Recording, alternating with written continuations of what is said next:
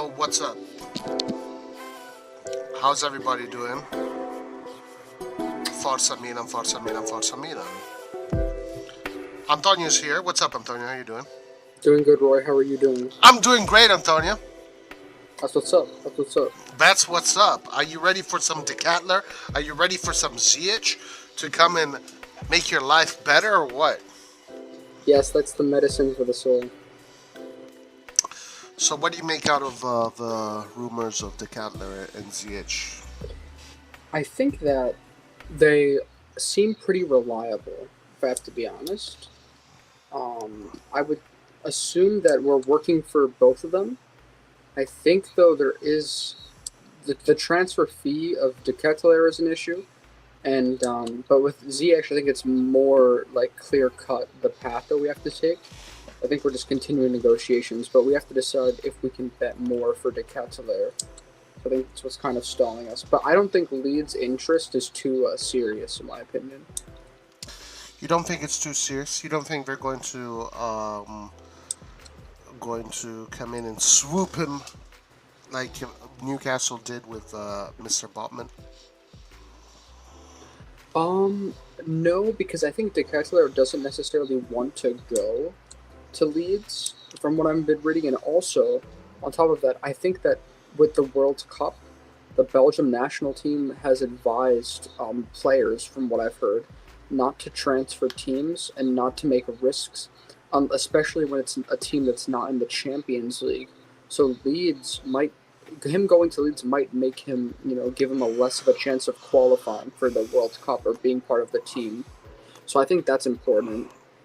Well, okay, so this is interesting information that you bring up. I haven't read this, I haven't seen this, but if this is what the Belgium national team is asking, wouldn't you say that his best bet is to stay at Bruges?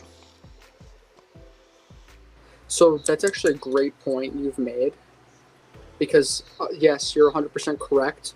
The number one destination that's people are saying because of this is that he should stay at Bruges because they're in the Champions League. They've already won the league, and so he would be kind of guaranteed to be in a successful position.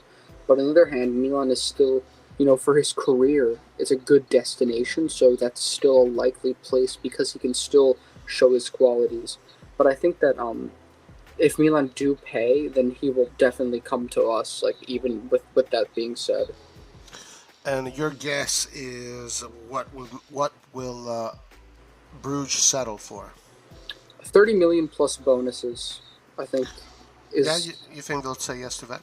Yes. I'm pretty sure. And let me ask you a question. I want to know your opinion on this because, Di Marzio spoke about it today, he tweeted about it, and he said that Milan is looking to put some exchange players in there.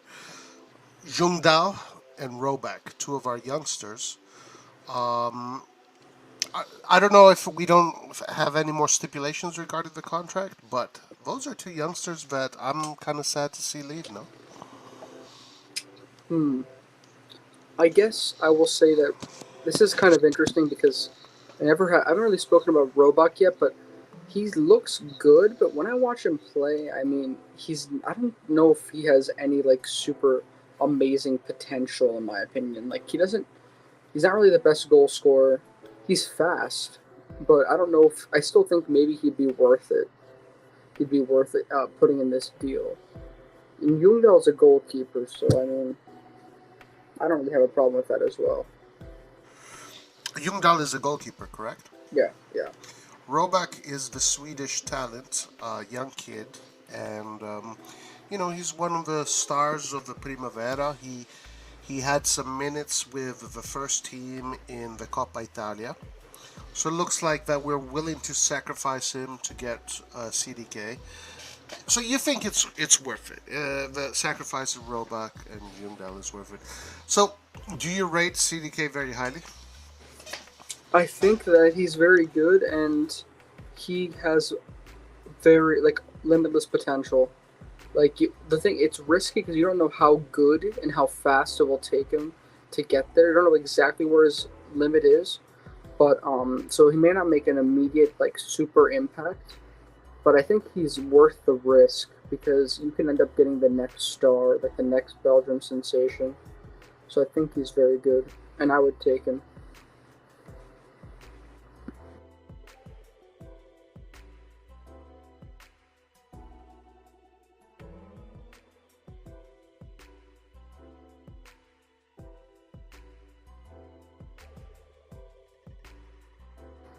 Roy here.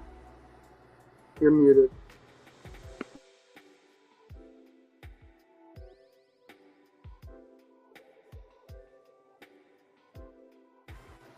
Guys, his stream crashed. We do have a Sadorf in the youth system. His name is Denzel, and he just won the U15 Scudetto.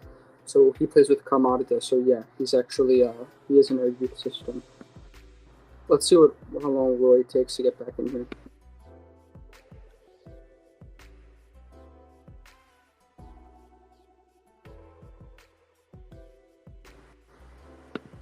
What's up, Clint? How are you? What's up, Alan? How are you? Cristo, how's it going?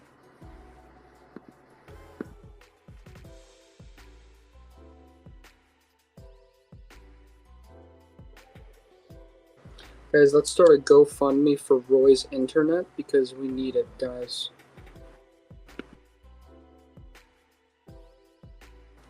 I haven't looked into his position yet, actually. It's a good question. I don't think he's a forward player, though, so he could be a midfielder, yeah. Guys, keep the questions rolling in the chat while Roy gets back.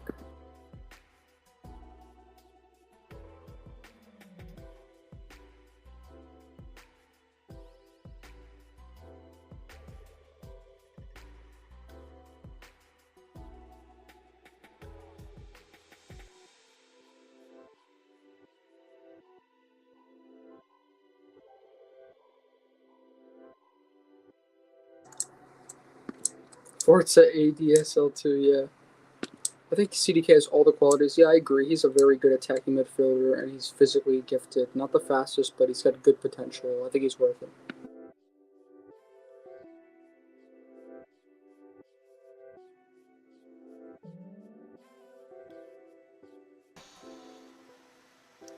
Yo, yeah, whatever. What's up, Antonio? Can you hear me? Yes, I can. Excellent. CDK reminds me of Ganso. Well, listen, this is one thing that I can definitely say about CDK is that he's only 20. He's only 20. And I think if he does come, you know, it's going to take a little bit of time for him to adapt to Serie A, first of all. It's going to take him a little bit of time to leave his mark. You can't expect a 20-year-old that is coming from Club Bruges to just come into Serie A and just dominate the league right away. Actually, you know, if you look at the exponential growth of players and where our players are at, it is more likely that Brahim Diaz at 23, his third year in the Serie A, with the experience he has gained in the Serie A and the comfort level that he has experienced so far, he is probably going to become very useful to us. And Brahim Diaz is going to be a very, very important player, much more important than he was last year. So I don't believe that if CDK comes to Milan, he's going to come right away and just dominate the league and be this superstar. I think it takes time for that to happen. Leao joined us at 19. It took him 3 years. Took him 3 years to get to where he is. You know, when Leao joined us, when Leao was 20, we were very critical of his decision making, of his playing, because that is the trajectory of a football player. Football players are not born football players. Football players become football players in time. So at 20, you cannot expect CDK to come in and be the best attacking midfielder of the league or the guy that is going to just carry Milan on his back. No, CDK is going to come, he's going to learn, and he's going to slowly develop into a superstar. You know, but we need to give him time. We need to give him time to do that if he comes. So I hope people are just not expecting him to just join the team and right away own Serie A. Like, that is most likely not going to happen. Occasionally, things like that happen. Very, very rarely. Um, Yes, I do think though that in Europe and in overall in the league, he'll be good enough to be a starter. no, I think he will play many minutes. I think he will play many minutes. I just suspect, and this is my suspicion, and then maybe I'll be corrected later on, that Brahim Diaz will be ready to take the reins. And this is a year for Brahim Diaz that is very important. You know, it's his. This is his year. It is his final exam year.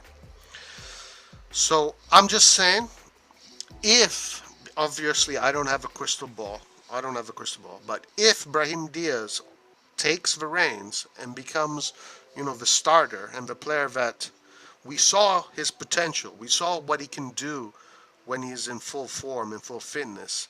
We saw it against Juve at the end of last season, and we saw it in the beginning of the season. Then obviously there was that huge fall. But, players grow. The trajectory of players always go up. So, yeah, this could be Brahim Diaz's breakout season like it was for Leao. And CDK is a youngster that we have in a team that we can develop and grow into a super champion, for sure. No doubt about that. Now, of course, I'm just trying to have an intelligent guess about what Brahim Diaz is going to do. Antonio, if you were to take a guess, what do you think Brahim Diaz's season is going to look like? I think he's going to improve, but I don't see him being. I don't know. I don't have the faith in him being like our number one attacking midfielder.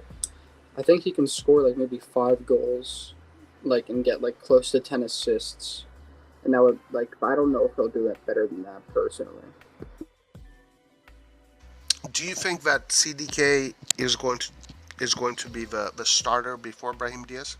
I think he should be. Yes, that's personally. I know it's kind of harsh, but I think so.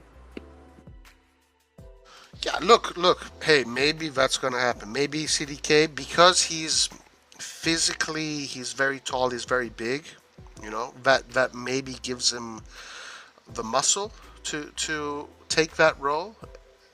So it is possible that he does come and right away, gets himself in the engine of the team. That position is a very delicate position. So, I think my personal opinion is that people need to be patient with them, with these youngsters. We really need to be patient with them. But anyway, let's see what happens. If he comes, whether he is the starter or not, I think it's a great signing. I think it's one of Europe's best potentials for the future.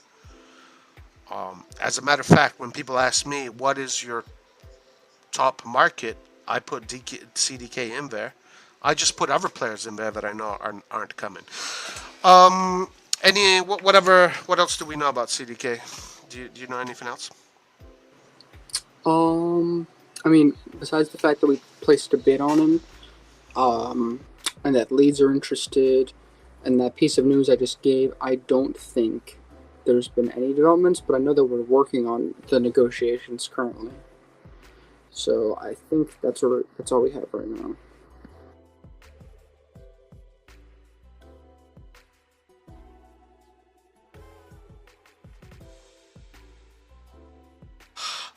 Yeah, so this is the last information that we have. Milan made an opening bid for 20 million for the Belgian youngster, but Club Brugge quickly rejected the bid.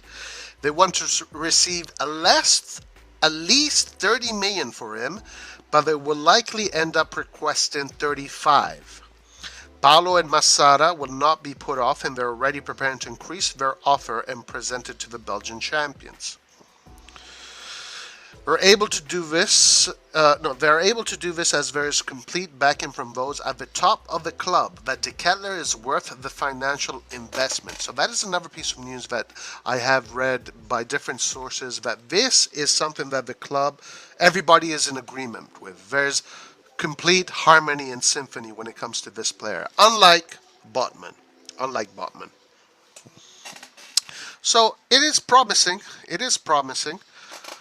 We shall see what he decides if he thinks Leeds is a better destination for him, and if he thinks, maybe at Leeds, he thinks that if he goes to Leeds, he can, learn a little bit more and play in a more difficult league. Probably get a lot of playing time there. Maybe at Milan, he would feel that he wouldn't get the playing time he thinks he's going to get, or maybe he thinks because you said it in the beginning. Right now, these players are getting ready for the World Cup. If you're sitting on the bench, you ain't going to the World Cup. So, in theory, De Ketelaere's best option to go to the World Cup is to stay at Bruges and play as a starter in Bruges, as one of the main players in Bruges. That is going to guarantee him a spot in the World Cup. Right. Uh, That yeah, is also why Origi chose to leave Liverpool, is because he wants more game time so that he can make the World Cup squad and the national team in general. So that's kind of, yeah, it's definitely a trend. yes, yeah, absolutely. I mean, Origi, yeah, that came out also that the main reason why he wanted to leave Liverpool is because he wanted more minutes to finally get in the national team. I got to say something about Origi. Let's move the conversation to Origi for a second, because Origi today was officialized. Did you see that? Of course, I saw it. I think I know where you're going with this, by the way. Where am I going with this? You're gonna say that his interview he sounded fake in his interview. Wow, really? That's how you think of me? I'm kind of disappointed. The Roy bias, yes. You hate Origi. Guys, I've never said I hated Origi. I have never said I hated Origi. Not once have I said I hated Origi. Actually, I was going to say that he sounded very promising in his interview. Very confident, very aware of where he is, what he's doing, and he sounded very mature, which gives me good hopes for the locker room, because the locker room needs more mature players, especially going into big competitions where you need to take things very seriously. Because we are a locker room full of children, pretty much. Having a player like Origi, from what I saw in his interview, is a very positive thing. Hopefully, he delivers so they can justify his high wages in the locker room. But from what I saw today, actually, I was very positive about it. Now, I don't believe. I don't believe that Origi was like in love with AC Milan and he had his heart set on Milan. Blah blah blah. I think Origi, from what I saw, is a very smart man, and he was definitely looking around and he saw what his best options were to get the most amount of minutes he can play. And Milan is the best option any striker can have right now, because Milan doesn't have any strikers. So of course, Milan, great option for Origi. I'm sure if Origi would have gotten other offers from other teams that promised him even more minutes or something like that, he would have chosen those. Origi seems very smart, very business savvy, but very Yeah, mature. the one thing I did want to say is that he does sound extremely intelligent from the way he was speaking. And I like Yes. Origi a lot, and I'm excited. Yeah, I definitely got very good vibes from him. I definitely got very good vibes. Come on, Roy. What about Giroud? What about Giroud? What are you implying about Giroud? What are you implying regarding Giroud? Listen, as far as Origi goes, I haven't changed my mind. I still think he's going to score somewhere between 10 to 12 to 13 goals. I'm gonna say 12. Come on. Okay, Nick, but there's only one striker. All right. There's only one striker, one center forward. I mean, if you don't understand what I'm saying, man, just bruh. I mean, I think what I was saying is very logical and very easy to understand. You don't need to start a debate with me, because I'm not a Origi fanboy like most of you guys are, and it bothers you. I'm not a Origi fanboy. I'm not a Giroud fanboy. I'm not a fanboy of any player. Like, I don't get like excited and throw my panties to players when they come to Milan. unless it's players that I think are like huge game changers. You know, like Mbappe. Mbappe is something that will excite me. But players like Giroud, like Origi, like the Ketelaere, these kind of players, and like 99% of the footballers in the world are footballers that I expect them to be professionals, to come to Milan and do the right job. But I'm not going to throw my panties at them like a lot of you guys do. So I'm sorry if that bothers you, but it is what it is. Um, all right, Antonio, what else did you derive from that interview? So I'm trying to remember specifically. I'm surprised they didn't ask him about Ibrahimovic, because usually that's what they always ask. They're always like, "What do you think about Ibra? Like, how are you gonna, get to know him? How is that gonna work out?" They didn't ask that question. He did uh, talk about the Scudetto season, and he said that he was following Milan. We don't know how much of this is true, but he said that he was keeping up with the end of the Serie A campaign, which is nice. And he spoke about the San Siro because he played there this year. I like that overall. I thought that was pretty good. Yeah, one thing about him that I really thought about after he was saying those things is that his experience in at Liverpool um, is very similar, because the Liverpool fan base and the Liverpool universe is, there's a lot of parallels with Milan. You know, the fans have this super close attachment to the team. The fans are usually very positive fans. The San Siro is always a special stadium. So he's used to that. He is used to that. He knows what that is. And he's delivered in the Champions League as a sub player. So he can definitely bring all of that to Milan and integrate fast. Like Origi, I'm expecting Origi to integrate pretty fast in the team.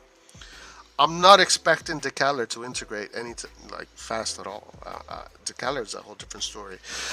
All right, so what about Ziyech? What do we know about Ziyech? Any new information on Ziyech? Right, I'll be right back. I'm sorry. Give me like a couple minutes. All right, all right.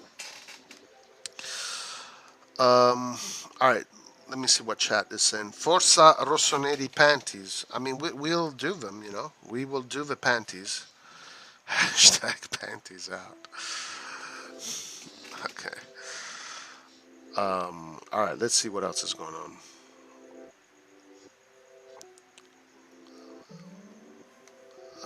Sempre Milan. About Ziyech.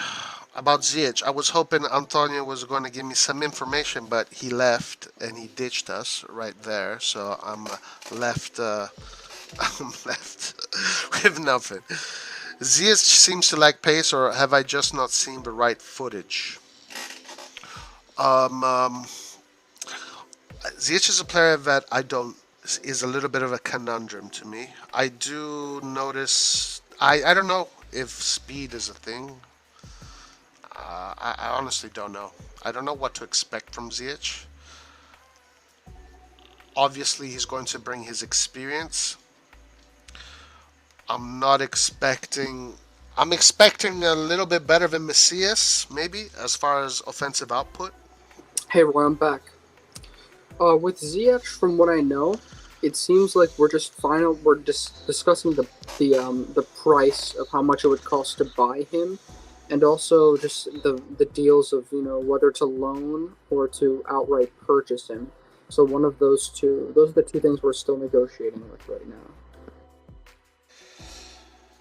And also his salary, right? Yes, that is one of them. Yeah, yeah. Like there's some reports there saying that Milan is asking Chelsea to pay for half of his salary this year. Um, I just don't know. I have no opinions about Ziyech. I'll be honest with you. Like honestly, when I hear Ziyech's history, I'm not like ecstatic. You know, it's not like something that I see a lot of red flags. I think he'll be an upgrade in quality, but he's not going to be like a superstar personally. Yeah, if you ask me today, I would say the same. I don't think he's going to be a superstar. Hopefully, I'm super wrong about this one. With him is a little bit more difficult to gauge. Um, First of all, I would like to hear what how he talks and what he says, and like to hear his mind pretty much. But for me, the fact that he never really made it at Chelsea, and Chelsea is like really wants to get rid of him, and they're going in for Rafinha. They tried to get Rafinha. I mean, what the hell do people expect me to think? Right? It's like people say you're so negative, Roy. You're so this. Come on, blah blah. What the hell do you expect me to think? Like this guy has had so much history of fighting with his coaches. I mean, he abandoned his national team because he had a fight with his coach. He's in the fringes of Chelsea. It's not like Chelsea is saying, "No, Ziyech, please stay with us." Please, Chelsea is saying, "Look, we don't want you anymore. We'll give you away for free, pretty much." So how the hell do people expect me to fucking throw my panties at Ziyech? I don't know. Please say something, Antonio. Yeah, I agree. It is a bit concerning, but I think from what I've seen, he is the real deal with his skills. And I mean, it depends. I don't know what he's like as a person, though, so that could be an issue. I see where you're coming from with that.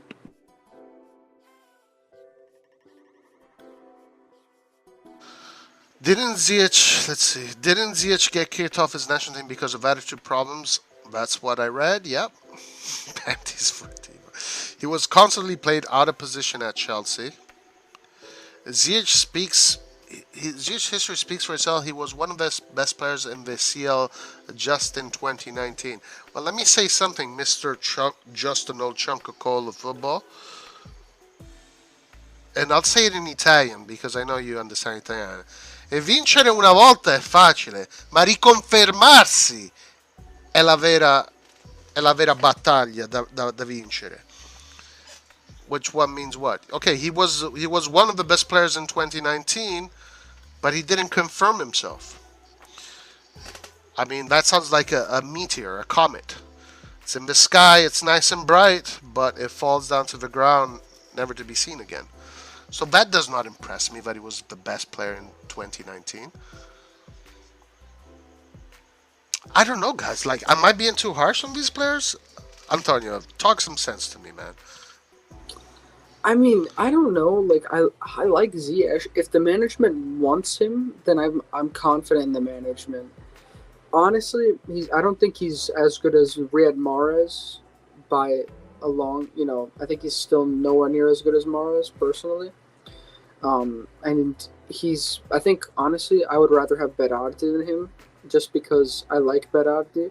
I know I'm gonna get flamed for this, but I know Berardi's Okay, mentality in the Serie A and as a person, I feel like is more reliable. But I think Ziyech has a lot of quality, so I will say this. So that is, I think Ziyech has maybe a little bit more quality than Berardi sometimes. So I think that I like Ziyech in that sense because he can play and he can give us more like dynamics in the attack for sure.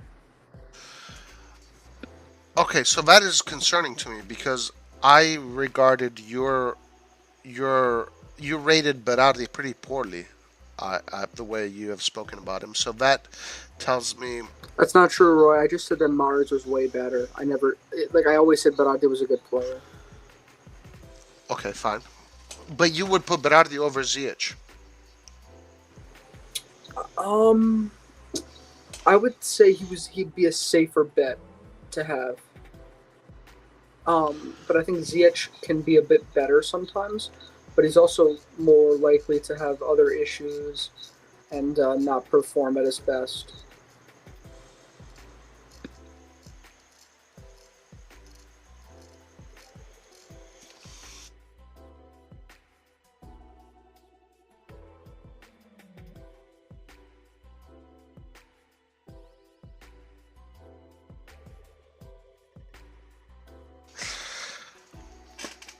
Wait, did I mute myself?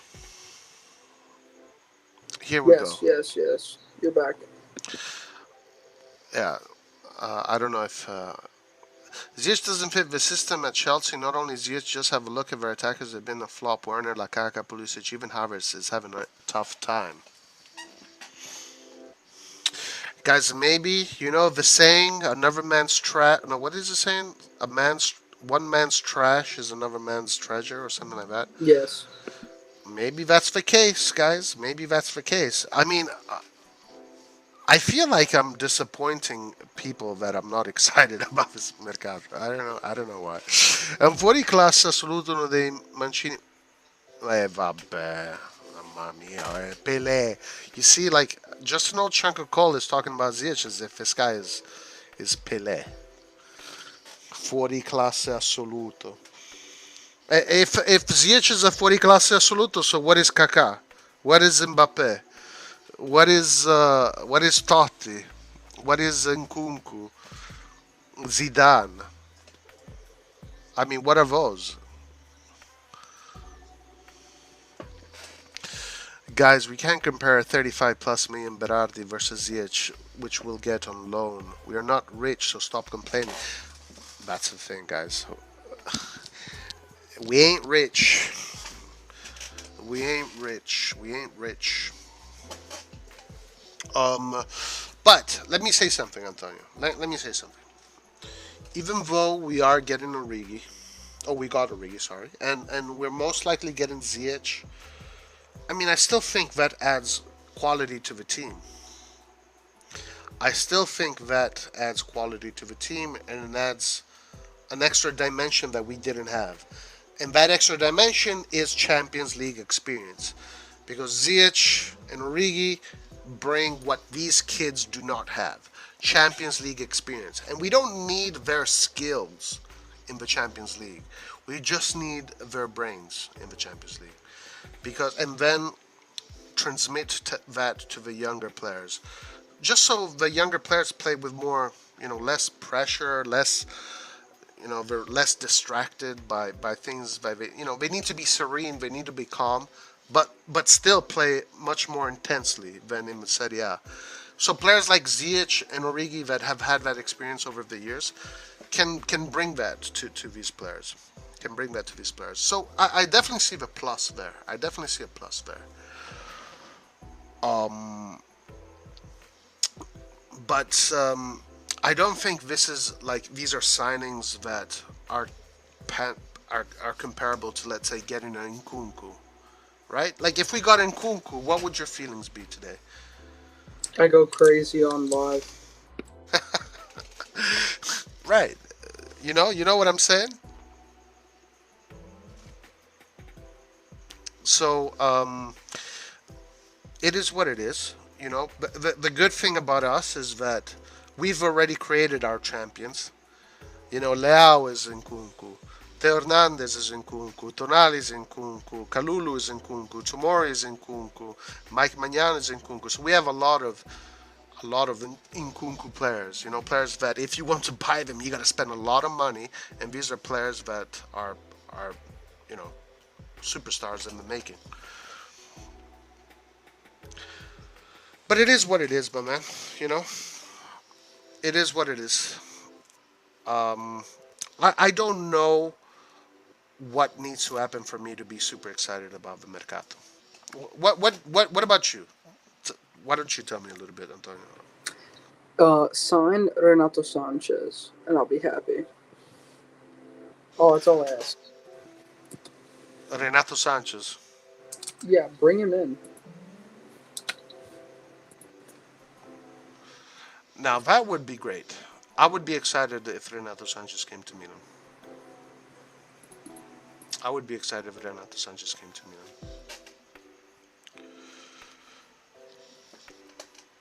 Milan. So what do we know about Renato Sanches? What's the story with him? Hello, can you hear me? Yeah, you gotta get closer to the mic. Yeah, no, I'm here. I just had to switch to my computer because for some reason my iPad is being weird.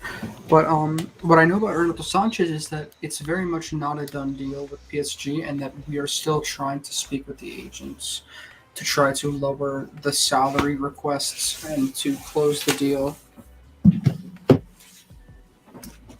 So there's possibilities. So Some people, really don't believe in this one anymore, and I do think, unfortunately, of course, I'm just guessing, and I want to know what you think, Antonio. The fact that Galtier is official at PSG and Campos is there, he feels comfortable with that team of people. Galtier used him the most in the winning of the Ligue 1 with Lille. He was in the center of Galtier's project there. I do have fear that is going to oversee Milan's appeal. yes, if we don't act quickly, PSG are going to close this deal. So we have to improve our offer, um, and we have to, keep negotiating. I don't know how strongly we're negotiating because I haven't seen too much news, but I did see a confirmation today from Di Marzio that said that we're still trying to get him. So it's a possibility. Yeah, and another confirmation about was this one here, this midfielder for Racing. Oh yeah, Carlos Alcaraz.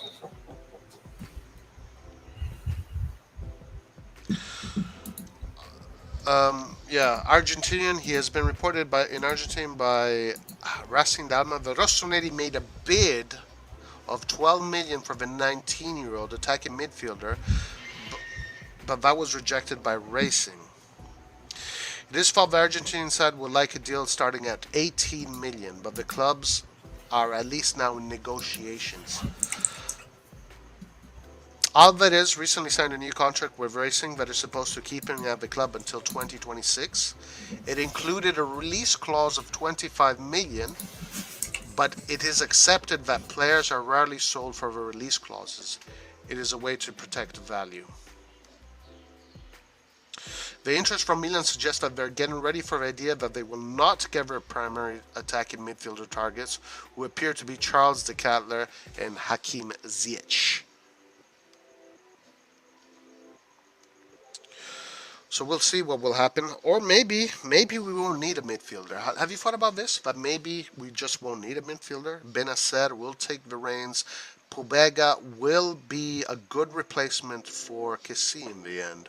I was watching Pobega's numbers, his possession and numbers, and Kessie's were much better, I gotta say. Kessie's possession statistics were much better.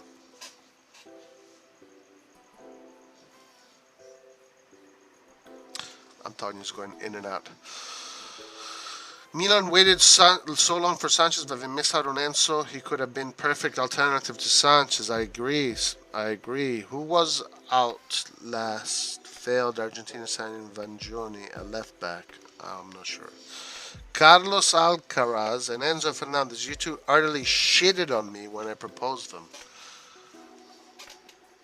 Okay, bruh, but again, just like Charles de Ketelaere. I mean, did you see what this guy's age is? It's 19. He's 19-year-old.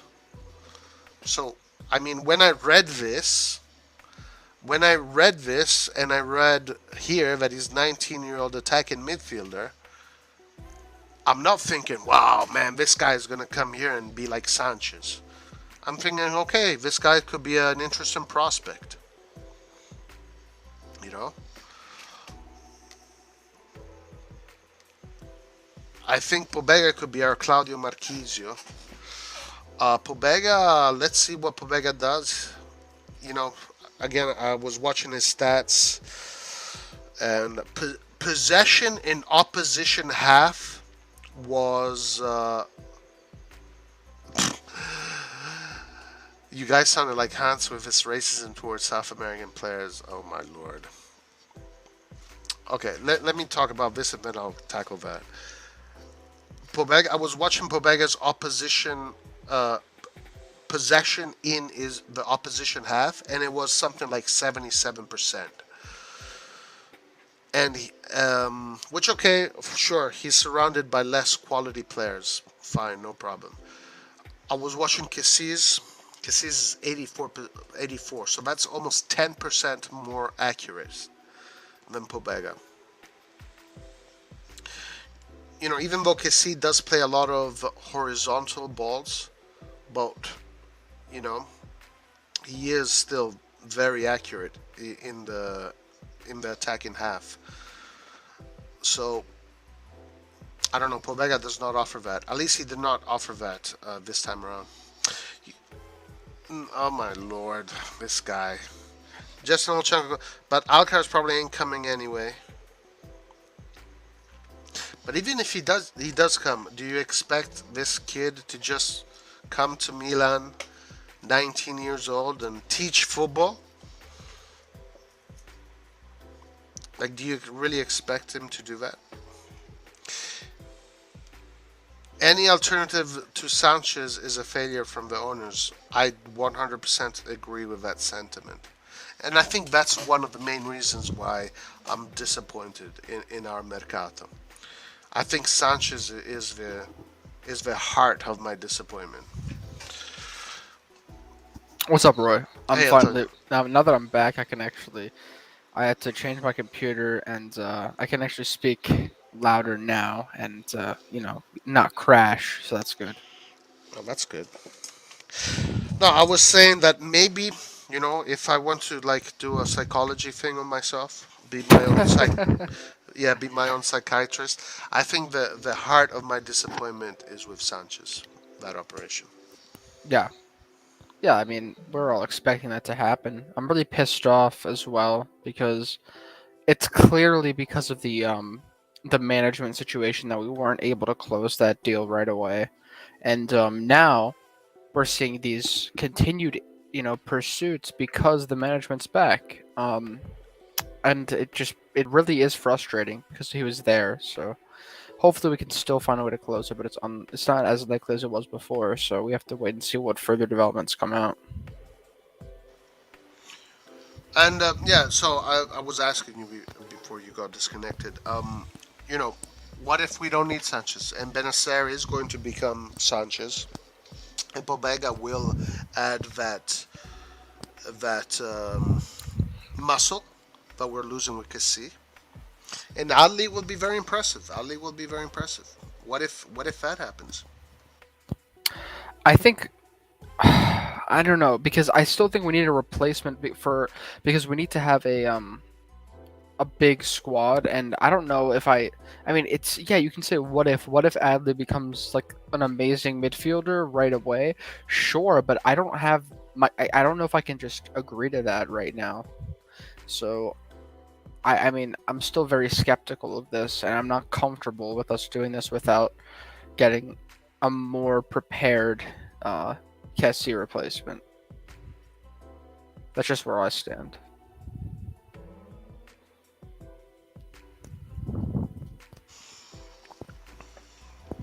I completely agree that if you lose someone like Kessie, you have to replace him with someone that is, either better or the same. As far as doesn't necessarily have to be the exact same kind of player, as in doesn't have to have the same qualities, but needs to have the same kind of impact. Yeah. So, Kessie is a top player in Italy, one of the best top three best midfielders in Italy. That's who we need to come and replace him with a guy that is right away a top three best player in Italy. And you're not going to get that with these 19-year-olds, these 20-year-olds, and these 17-year-olds, and these 18-year-olds. You're going to get that with Sanchez, who's a beast. Exactly. Well, and listen, I have all the faith in the world about in regards to young players and giving them opportunities. But if you want to be competitive in the Champions League right away, and you're losing Kessie, you need to replace him with someone who will be competitive right away. That's just the way it is. Yep, yep. Did you see his presentation at Barcelona or any? I saw it on social media, but Actually, I haven't checked today. Maybe like, did they do like their introduction video, like of him dribbling the ball and stuff that they always do? Did he do that better than Dembele? Let me see if they posted. Do you remember Dembele's presentation? That was terrible. Dude, it's like he looked like an amateur. He couldn't juggle the ball like 12-year-olds can juggle the ball, and he couldn't do it. Oh, they posted actually a picture about like Barcelona posted like a AC Milan and RossonARI like connection post or something like that. Like, which is pretty funny, considering that they stole him. So, Yeah, I think that's also kind of feels strange that we lost Kessie in this way. It's not a good feeling to lose, your best players like this. But he's making 6.5 million in Barcelona, and they put a 500 million release clause on him. That's yeah. crazy. I mean, they put five. This is how much they value him. Well, no. They do that for all their players. I know, to protect their value. Yeah. I get it. Yeah. But 500 million release clause. By the way, Roy, just to put into perspective of social media followers, I noticed this the other day. Barcelona on Instagram has 110 million social media followers, and insane. Milan has 12.6 million. Wow. The difference is abysmal. Yeah, it's insane. The difference is epic. Yeah. We're tiny. We're like a little tiny grain of sand. Yeah, it's honestly like because we haven't modernized. And also because, Milan decided to go to sleep for 15 years. Because, I mean, if they continued winning like they had started in the early 2000s, Milan would have a lot more followers. Yeah, also, Roy, did you see, was Origi at the at Milanello today for training? Because I didn't see any images of him, and I heard that he was supposed to be there for individual recovery. Yeah, but... right. No, I didn't see any video of him training. I don't think there was any video posted of him training. I could be wrong about that. Not that I saw. I checked and I didn't see any videos of him training. Let's hear his interview. You want to play it? Yeah. We're gonna get copyrighted, aren't Yeah, but it's fine. we? Okay. Let me want to pull it up? Oh, you want to do it? I got it here. Yeah. Go ahead. If you already have it, go ahead. And then we can watch his highlights afterwards. Right, but listen. When we watch the highlights, let's actually discuss the highlights. Can you? Okay, that's fine. Can you pull it up actually? Yes. Do that right now. So you don't care if we get copyrighted? No, I don't care. So the interview. Yeah. All right, let's do it. Here we go. Spotify Camp Nou. Yeah, we're definitely going to be talking about the defenders because that's also a topic of discussion. I love getting StreamYard ads. Wow. All right, so weird. At home. How's the audio, by the way? Louder. Just put it louder. Is that better? Yeah, that's fine. All right. Going into a historically big club also, so for me it's good to get a sense of the culture, a sense of the people, a sense of the way things are going, and until now everything has been amazing. I like football. I'm a fan of football, and especially seeing the buzz that was going on in Milan. Obviously, we played against AC Milan in the season. And then you could feel the excitement, and up until the last game, it was a race, and you could feel the energy that came loose after so many years, and it shows. Question, Roy. Is he bullshitting here? No, I think he's very honest, and he understands it. It's telling me that he understands this club very well, and he gets it. He seems very mature, like a person that with a lot of experience, a very cultured person. So he understands Italy. He understands Europe. He understands the football scenery. Yeah, yeah. I think he did like pay attention a little bit, but he definitely wasn't like a fan or anything like that. No, no, of course not. But you're not the first one who is implying this. Like, why do you think he's bullshitting? No, I just think he's very smart, and he's just speaking like a politician. Oh yeah, Like, I like, got that too. Yeah, for sure. like. So you never, and you don't really trust politicians. So that's kind of, you know, you have to be careful. No, I can see that. I can see that. There's also how much quality and passion there is in this city and the team. It's to be able to I've prepared physically, mentally, spiritually, so for this to be able to come and perform on the highest level and add to the foundation, amazing foundation that's here, the club that's here, and being able to build together. I feel like I have a lot to give, a lot of passion and joy and experience, and hopefully goals and assists. So and yeah, being able to build with the team, create that team atmosphere, get the feeling for the teammates, and then go out there and compete, because a team like AC Milan, you always want to be up there. So for me, that will be I enjoy these type of challenges, and I'm excited for that. Being able to win, especially, I think that's the biggest thing, seeing the process of building a team and being able to win championships, and what it takes to win, what it takes to be able to perform difficult moments, big moments, having to be consistent during the season.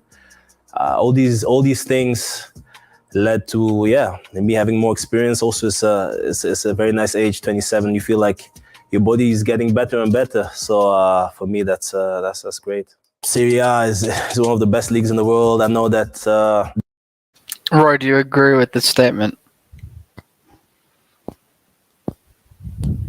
Is Serie A one of the best leagues? We don't need to start this debate right now. But yeah, guys, looking at some. Oh, sorry, I was muted. I didn't realize. Yes, Serie A is one of the best leagues in the world. Okay, interesting. So you do it? Yeah, you said that. Look at Chunk over here. He's more articulate and profound than any other person in our dressing room. No, he definitely has. He seems like a very well cultured person, like someone that is smart. He knows what's going on. He's very aware. You can tell by his face. He's very confident, and he's just awareness. I see a lot of awareness, and that is very good. But this doesn't mean he's going to deliver on the pitch. Let's hope he does, and he has to deliver on the pitch for what he's getting paid, because otherwise that's going to destroy the locker room. If he doesn't deliver and he gets paid more than everybody else, that's going to destroy the locker room. Royce, have some faith, man. I hope he delivers. I hope he delivers. Lord Divock. He sounds exactly like what Jetty Cardinale should have sounded like. Cardinale he just struck me as kind of being strange a little bit. But whatever. Yeah. Roy, look at this comment. Does anyone else think Pessina was a missed opportunity based on what Monza got for him? Oh, absolutely, yeah. I'm gonna be honest with you. I never bought into the Pessina hype, personally. Listen, Roy, and I will say this: you're gonna call me anti-Italian, whatever, but I mean, I just don't think that. I think the youth talents in Italy and domestically, they're overpriced, and they are over.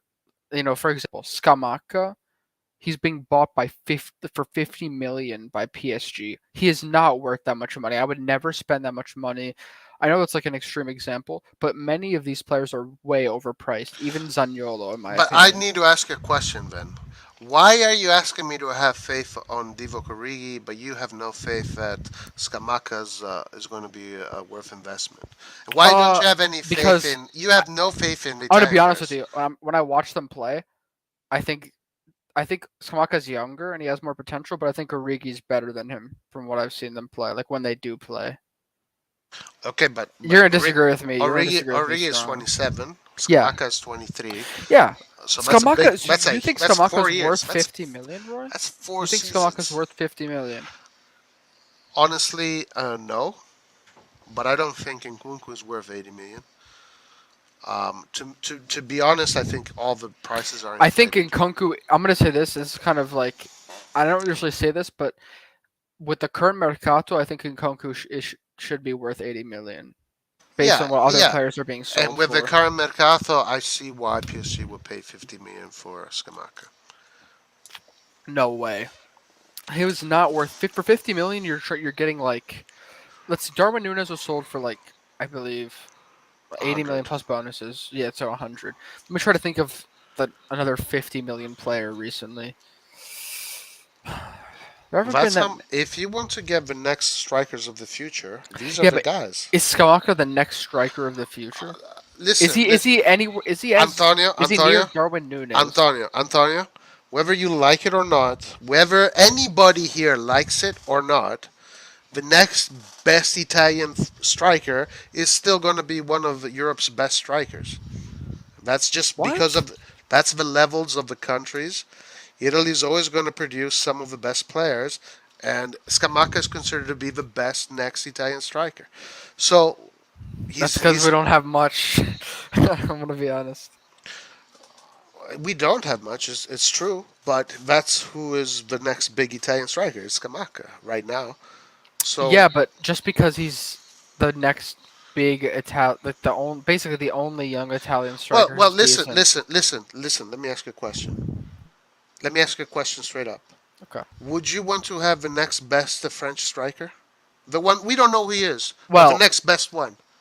mm, I mean, it depends because if Kylian Mbappe is still playing and you're saying he's better than Mbappe, then yes. If we're The doing next, do you compare, want to have the next Benzema?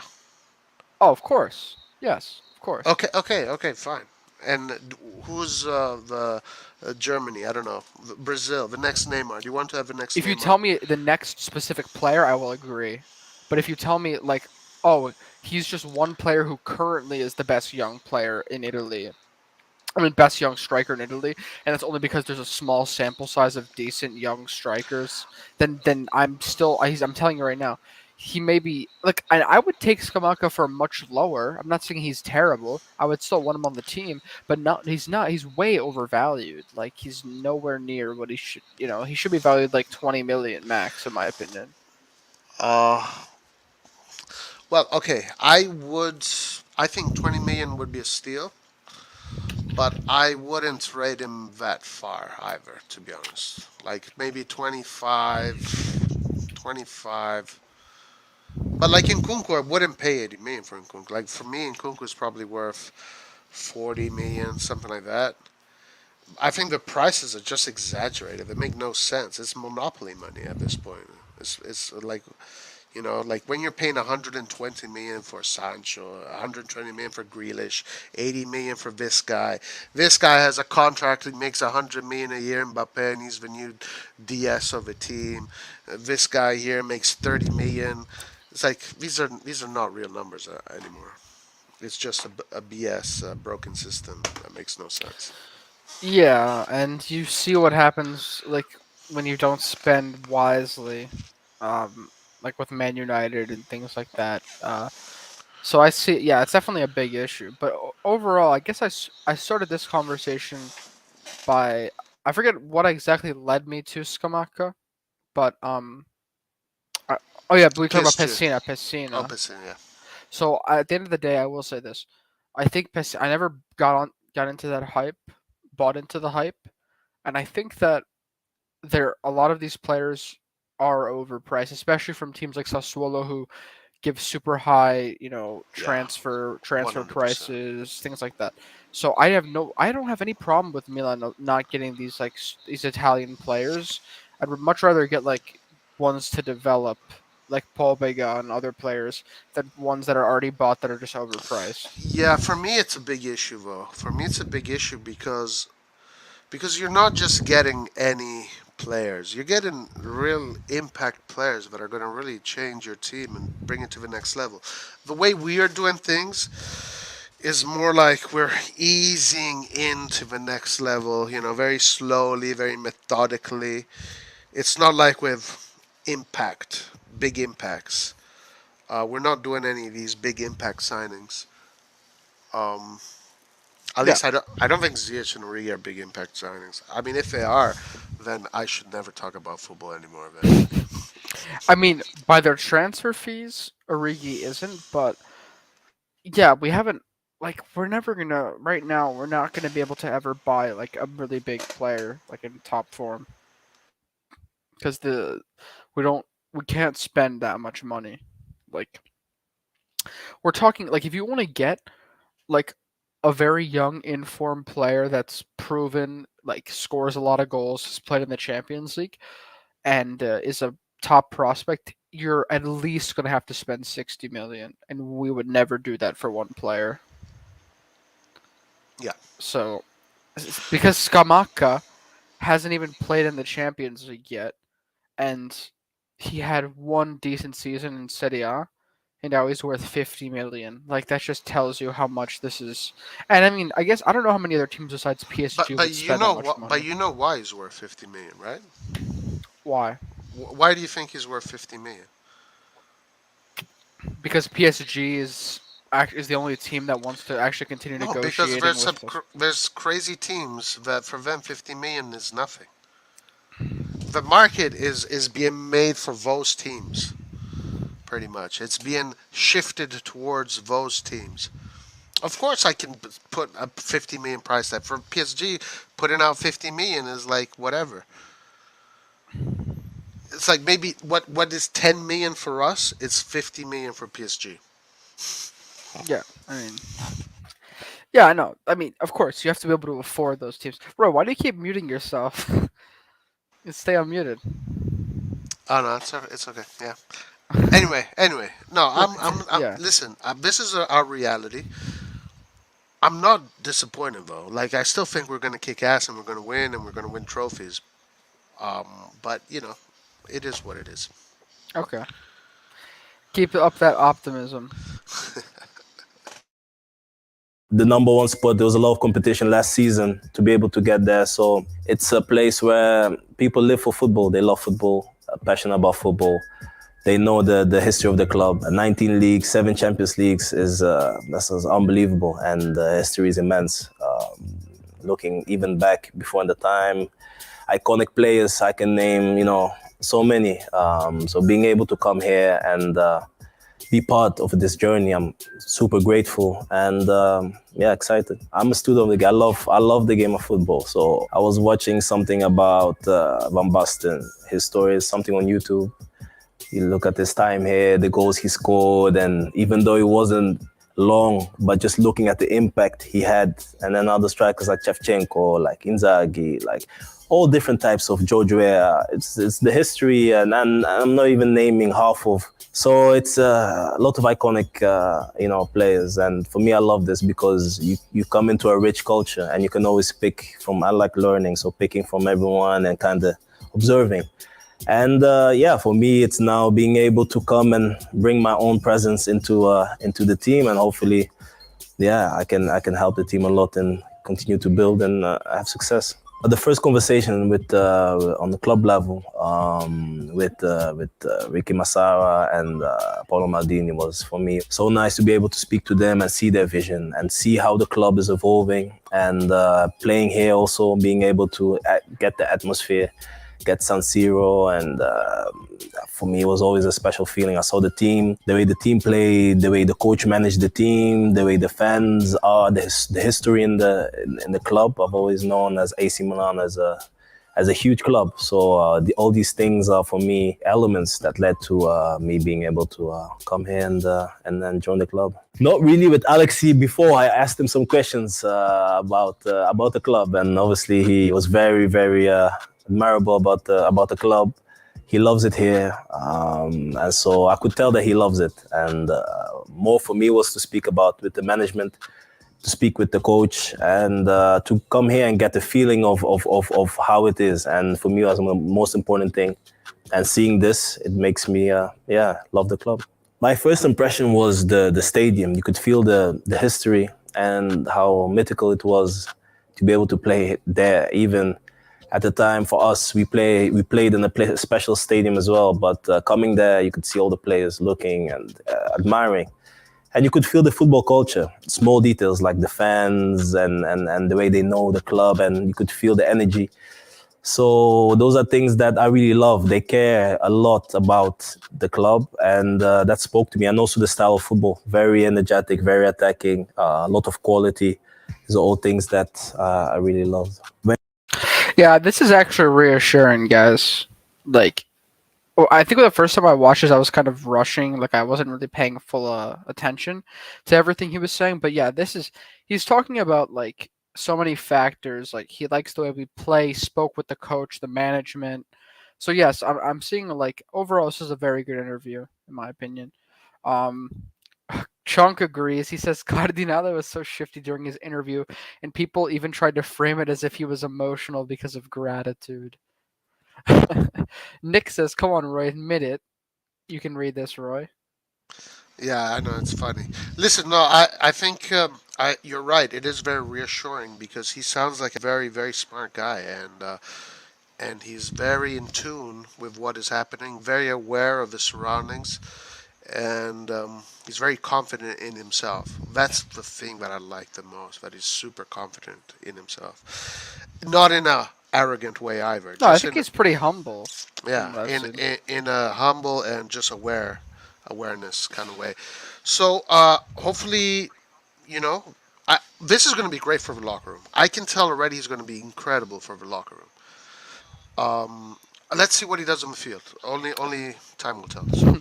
Yeah, Chunk says Origi is is a stone cold finance golem, and Cardinale was literally sweating like a pig, scrambling to find words while his voice kept breaking. I think that's a bit harsh, but he's reading Cardinale's his body language right now.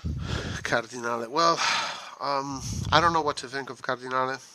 I'll be honest with you. Like, I, I don't know. Let you tell me first. What do you think of Cardinale? I don't think we can judge anything about him yet because I think it's still mainly Elliot that's involved and is limiting us. So I'm not super, pessimistic right now, but I do agree that he was a little strange.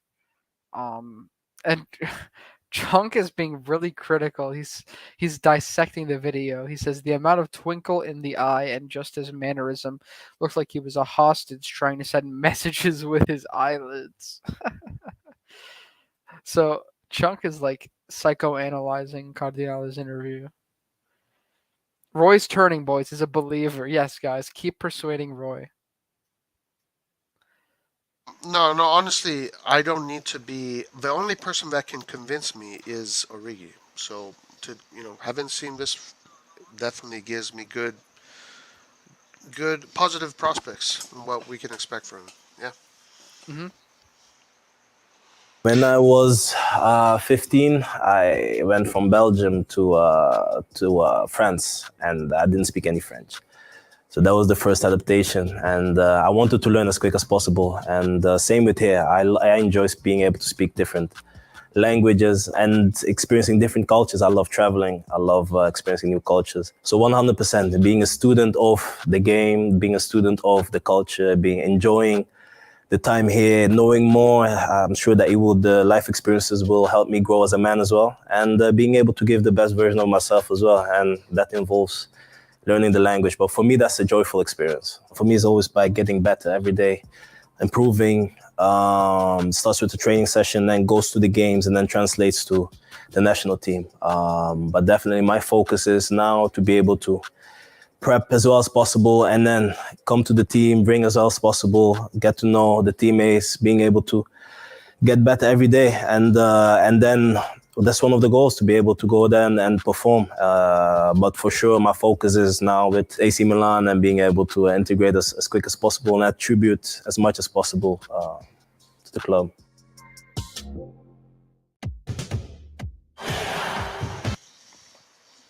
Overall, really good interview. Roy, I wanted to pull this up. Have you seen Maignan on Magnan's Instagram? He posted a video. Like, it was this is a while ago. This is after we won the Scudetto. but it was like showing like his.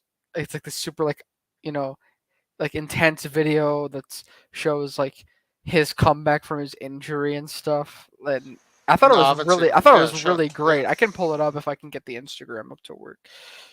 I'll see if I can pull it up. But yeah. So what do you think about Origi overall?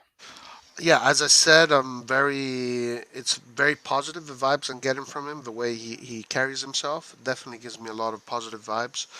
Um, Again, it'll come down to will he deliver on the field? Because I don't. I gotta see it first, man. I gotta see it first. I gotta see what he's really all about on the field. He's got to convince me that he's worthy of a Milan shirt, and I'm expecting him to score goals. I'm expecting him to score somewhere around 12 goals, maybe something like that. If he scores more, then that'll exceed my expectations, and that'll be good. That'll be great. Then I'll be even happier. But I definitely know for a fact that he's going to help the locker room for sure, because this guy is very smart, very intelligent. I don't know, so we'll see. I'm looking forward to seeing him train. Yeah, we have. I was just dying to see him play. Because I want to see how he actually like looks with us. Because with Liverpool he looked good when he did play, but he didn't play much. So Yeah. If you wanted to pull out his highlights, yeah.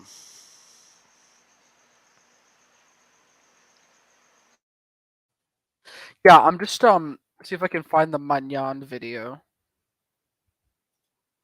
while right. You can speak for a bit while I find this if you want. All right, okay. Listen, just an old chunk about Cardinale. Listen, okay, if we win, what do you want me to say? You want me to say that Cardinale is a bad guy? I mean, if we win trophies and we win Champions Leagues and we win Scudettis, I mean, what do you want me to say? That Cardinale is a POS? I mean, I'm not gonna judge him today. I'm not gonna judge them today. I'm a little bit disappointed in how things are going because of the way how long it took for them to clarify with Maldini. That is disappointing to me, and the fact that Sanchez was an operation that I think we should have done. Let's see if it happens. But also, like we're talking about a club right now. We're talking about Redbird that hasn't even yet paid Elliot, and it's still, in the process of trying to pay the club. So therefore, because this is not a super rich kind of situation like Man City or PSG, I'm not seeing fireworks coming out in this mercato. I think they will come eventually, but it's not going to be this mercato. I think this way things are being done is that it's being done one step at a time. They don't want to do it right away. They want to get to the point where they can spend a lot because the books are very healthy, meaning they're all in green, right? It's all in green. And that's what the plan is. So right now the mercato is based on data analytics and trying to spend the least amount of possible. You know, start really low, like Ketelaere started at 20 million. This is the strategy right now: is to get the financial books to a point where Milan can really afford to spend high. So it won't happen this time. It's going to take time. It's going to take a few years. It is what it is. Are you there, Antonio? Yeah, I'm here. I've just been waiting for. No, I pulled up this video. Roy, watch this video. This is actually it's kind of random, but this is on Magnan's Instagram, and it's a I can't. post. It's all black. Yeah, I know. I haven't started the video yet. Oh, okay. And Go I ahead. will say, it is in French, but I think there's Italian subtitles, Okay, so yeah, no problem. you can read it. But yeah, it's more of just like a really cool video that I found. Okay, go ahead.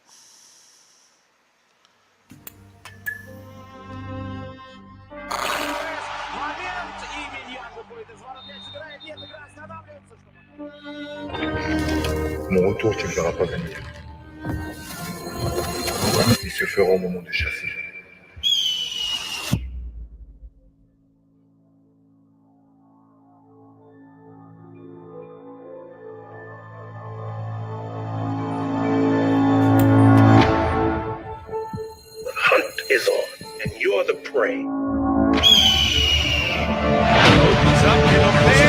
Torino con Voivoda, il tiro, grandissima, enorme parata di Maignan. And he still gets the shot away. What a save from Maignan.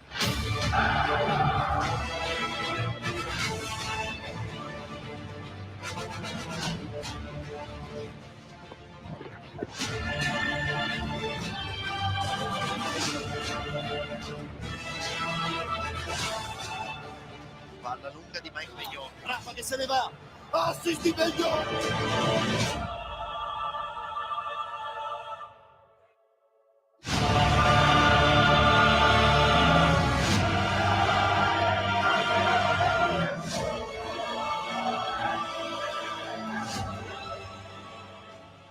La chasse reste ouverte.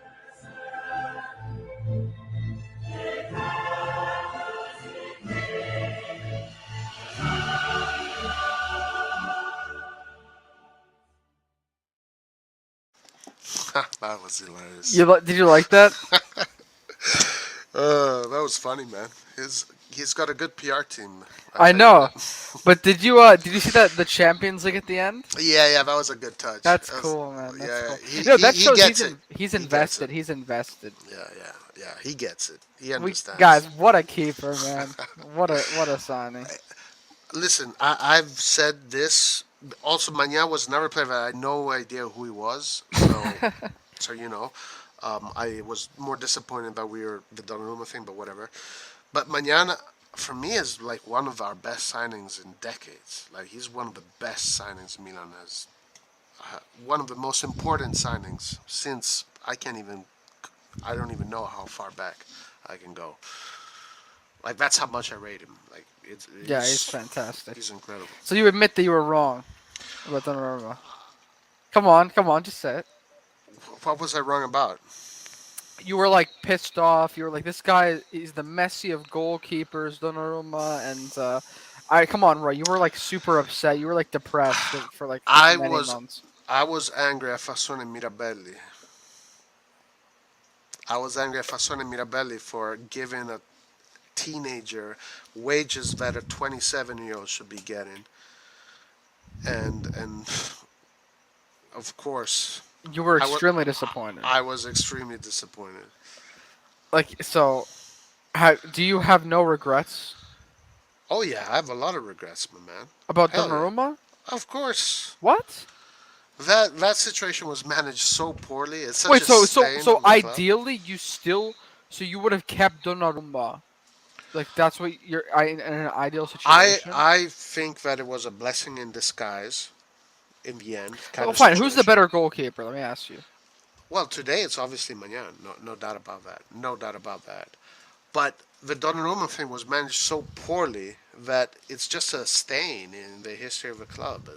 But not the way he was managed in the end. More how he was managed throughout his young career. Like they treated this guy as if he was. They gave him too much gold.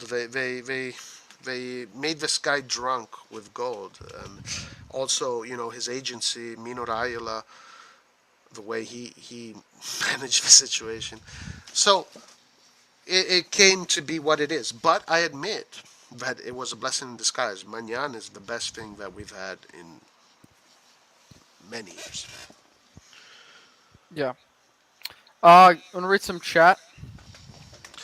Yeah. Biggie highlights. Let's check them out. Okay. Let me just finish reading this though. Mike is a beast. To imagine we would find an upgrade to Giroud. Yeah, this is fantastic. Yeah. Now listen, I don't know. I'm gonna ask you what you think, but I think Donnarumma is going to become that kind of goalkeeper. Like when he's still young. Donnarumma is what, 23 now, so he still has to do 24, 25, 26, 27. That's where Maignan is right now. 27. That's 4 seasons after. Donnarumma's a coward, and he's mentally weak, and so I disagree with you. And I think that Maignan, when you look at him, Donnarumma does have size.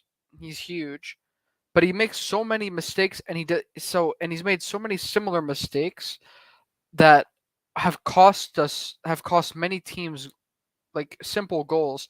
Magnan's mentality and his reflexes and his passing and his confidence with his feet make him a better goalkeeper. And although Donnarumma can continue to improve, I don't think he will ever be as fluid with his feet and his passing as Maignan is.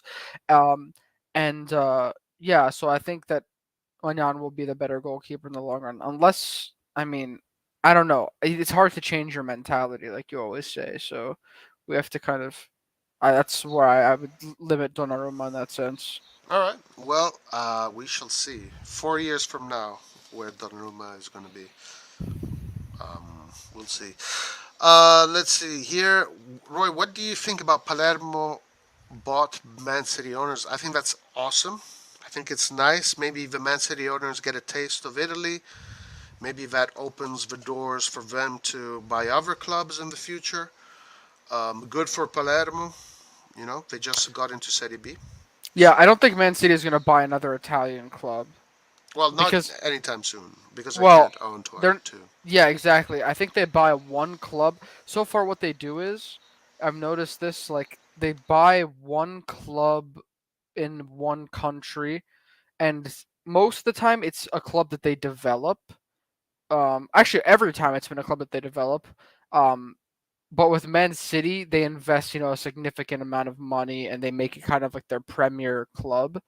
But with the other clubs, it's more of like they give them so many youth talents, and they like their loanees go to these clubs and play a lot to develop them. And eventually, if they're good enough, they go to Man City's youth system and their team. But regardless, they get so many of the best players. Um, so yes, like Clint Smith says here, they could become like I don't know how to pronounce it, like the French way, but Troyes in France. Um, the one thing good thing about the City Group is even though they're kind of these development clubs where players will go and they'll grow, they still manage to bring these clubs to the top division. So like Girona in La Liga and Troy in France, and I think Palermo will be in the Serie A very soon. They just got promoted to the Serie B this season, so it's looking good for them. So I'm excited, and I'm happy to have them because they'll maybe eventually be competitive. Yeah, no, I think it's a great thing. I'm definitely not against it. I'm very intrigued about this message here. A three goal, a 3 goal a season backup striker, a 3 goal a season. Oh, that's hilarious. A 3 goal a season backup striker and an aging backup striker and an injured geriatrics leading our four line. It's gonna be a long season. Tell me otherwise. That is funny. A 3 goal a season backup striker. That is so good. Yeah, good question, King. Very good question. But I think the solution is going to be Leao. It's going to be Brahim Diaz. I think Brahim Diaz is going to be very important this season. It's going to be Origi helping um, with his different tactical solutions that he brings. And Benacer, Pioli said Benacer is expecting a lot from Benacer. We're going to see Tonali that is going to grow a year older. Theo Hernandez is going to grow an important year older because this is the World Cup year for Theo Hernandez. Theo Hernandez wants to make himself known as one of the best in football. So these our fortune is going to come from the players that we already have, the young kids that are growing. That's what is the guarantee for sure. Now, if Origi has a great season, even better. If Ziyech comes, he can add more flair and more offensive output to the wing. That guarantees you a few more goals. Let's see if who else comes. We gotta see. We gotta wait and see which names are gonna come.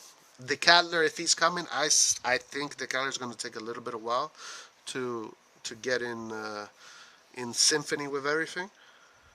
But it's going to be our young champions are going to still take this team to the next level. So Yeah, I'm not worried about that at all. yeah, Roy, we're actually getting some good viewership for a late night stream. That's right. People are waking up around the world because Yes. it's night for us, but it's morning everywhere else. All right, let's pull up some Origi highlights. And let's discuss. Oh man, I don't know. I feel pretty good about, like, I guess not good, but I feel like my optimism is returning about the Mercato just because of the new links, and it looks like we're going in on a couple of the players we've been linked with, which is always good. But then again, we don't know. How many goals are you expecting Giroud to score this season? Giroud will get at least, I'd say, around like 10 goals. Similar to what Yeah, he had. I'd say 10 goals. Are we including? I don't know because the Champions League. It depends how far we go. We can get many more goals from the Champions League, but I mean, you know, right now we are at what 60 something goals. If he can get 20 more goals, that's a pretty decent guarantee. I think with Origi and Ziyech, you can get to 20 more, maybe. Maybe Ziyech can produce a little bit more assist, so Giroud is probably going to score a little bit more. And Origi can bring up the tally. So if we get to 70 something goals and we keep our defense to, like we did this season, 30, conceded only 30 goals in 38 games. If we can keep it there, we have a very good chance of winning again. But imagine if we brought a player that brought in 30 goal contribution. or like 40, like in Kunku. Yeah, Almost 50. mamma mia. All right, Roy. So tell me, you've seen his highlights before. What do you think? Like from what you know.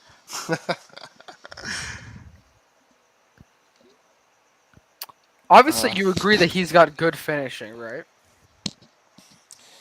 The problem with the finishing is that there's not much of it, That's true. but so that makes me wonder what we don't see. Damn, that was an incredible. Did he score that goal? No, that was he just laid it off to someone who scored. That was the layoff. That's what's funny about it. This against us. Yeah, he Like, played well against us. Yeah, you thought he played well against us? He did. I think he had good build-up play. He scored. Had some good, attacking play. He was definitely dangerous.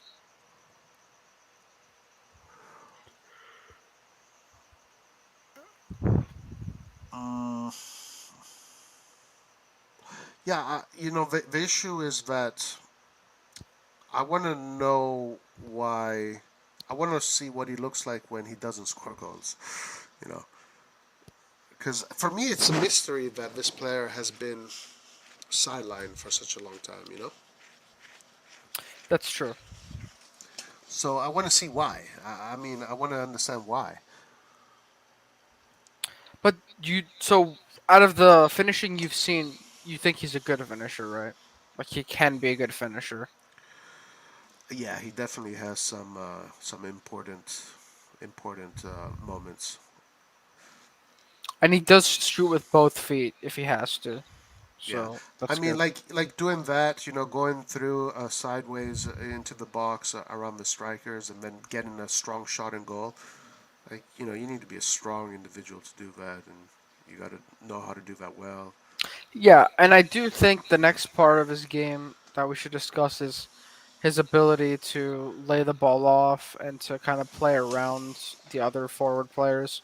I think he's good at that. Like I think he has good technical abilities. He does good passes. Well, okay, can you go back? Just go back 1 second. Let me see this through ball. Was that him? The through ball? There was actually another one like right here. Look at he lays it off here. Yeah, that's good awareness. Definitely good awareness and calm. And then there's yeah, this is gonna be a through ball soon. He's tall, so he can jump high. Okay, there. That's a clever pass. That's a clever pass. See, I know the Premier League is different, in the terms of how they defend, but he does deal with a lot of pressing all the time because that's what you see in the Premier League. So he's used to kind of controlling the ball in tight spaces. Mm, See like that, nice. two guys on him and he turns. Yeah, no, he definitely has the technical. He has technical abilities that allow him to do very important things on the field. So that's very good.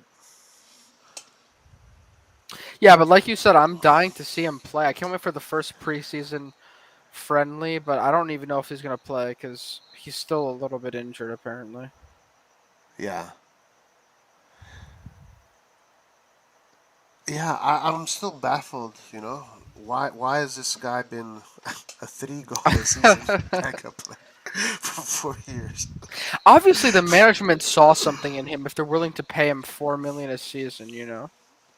I mean, Yes, of yeah, course, of it's an course. opportunity because he's a free transfer, but Yeah. we got him pretty quickly. Okay, this one here was a great play here. Of course, they're getting an advertisement. I mean, like these kind of numbers are numbers that will. If he scores a goal like this at the San Siro, forget about it. Like he becomes a legend instantly. So I hope he does it. I hope he does it.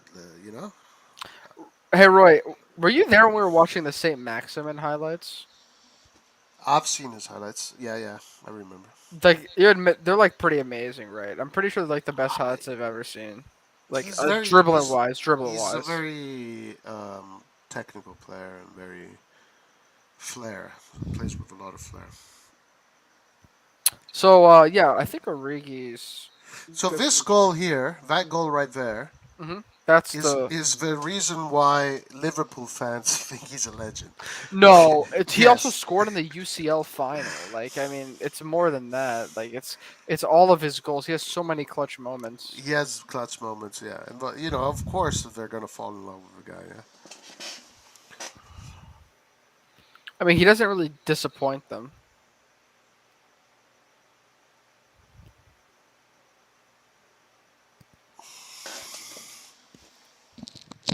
By the way, this is a Brazil Scout video, guys. So shout out to Brazil Scout.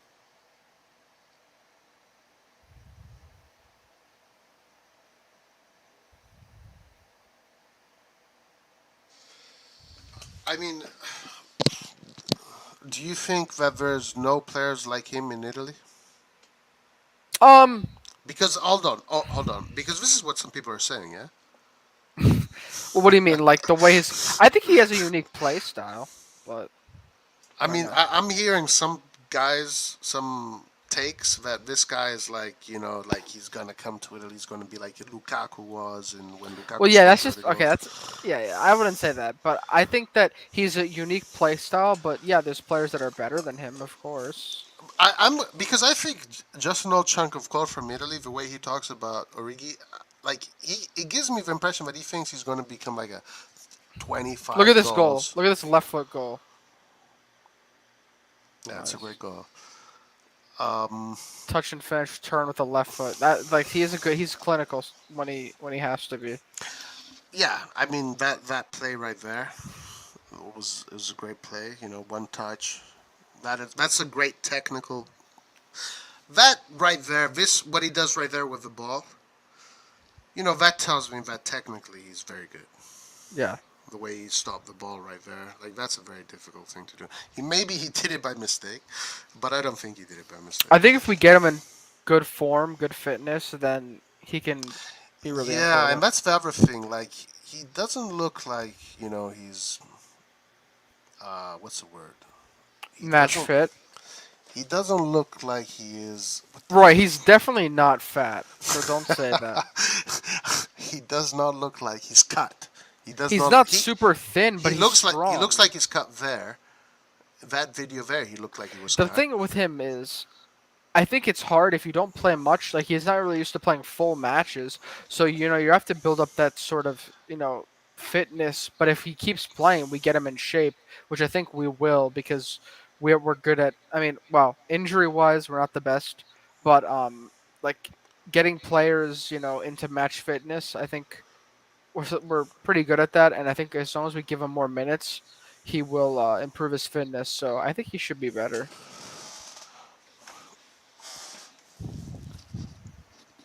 Yeah, let's see what happens.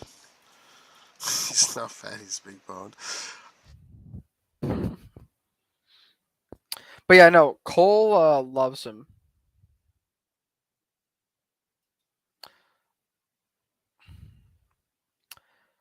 So Roy, um, I guess you think like 10 goals. 10 to 12, 13. Hey, that's good. Like that's a good. That's probably good for, Maybe especially more, if they're maybe big more, goals. maybe more. I mean, honestly, look, let me tell you something. Let me tell you something. Okay? Yeah. If I only knew two things, this set of highlights and hearing him his interview today, I would tell you, man, this guy's gonna come. He's gonna be incredible. He's gonna be incredible. But the thing is that we have all this other information that tells you that there's something obviously that did not go right with him. And what is it? Is it his fitness? Is it maybe makes a lot of mistakes that we don't see here in the highlights? Maybe he's just not that technical. Because this guy's been always he's been a bench player for most of his career. I think personality-wise, he's good, and he has many other aspects of his game that are good. I just think that there are a couple things like maybe his fitness and work ethic, like they could be slight issues.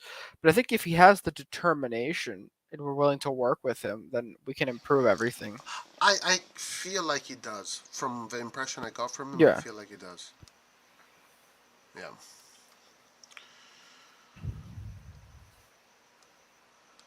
The I reasons. am. Yeah, yeah.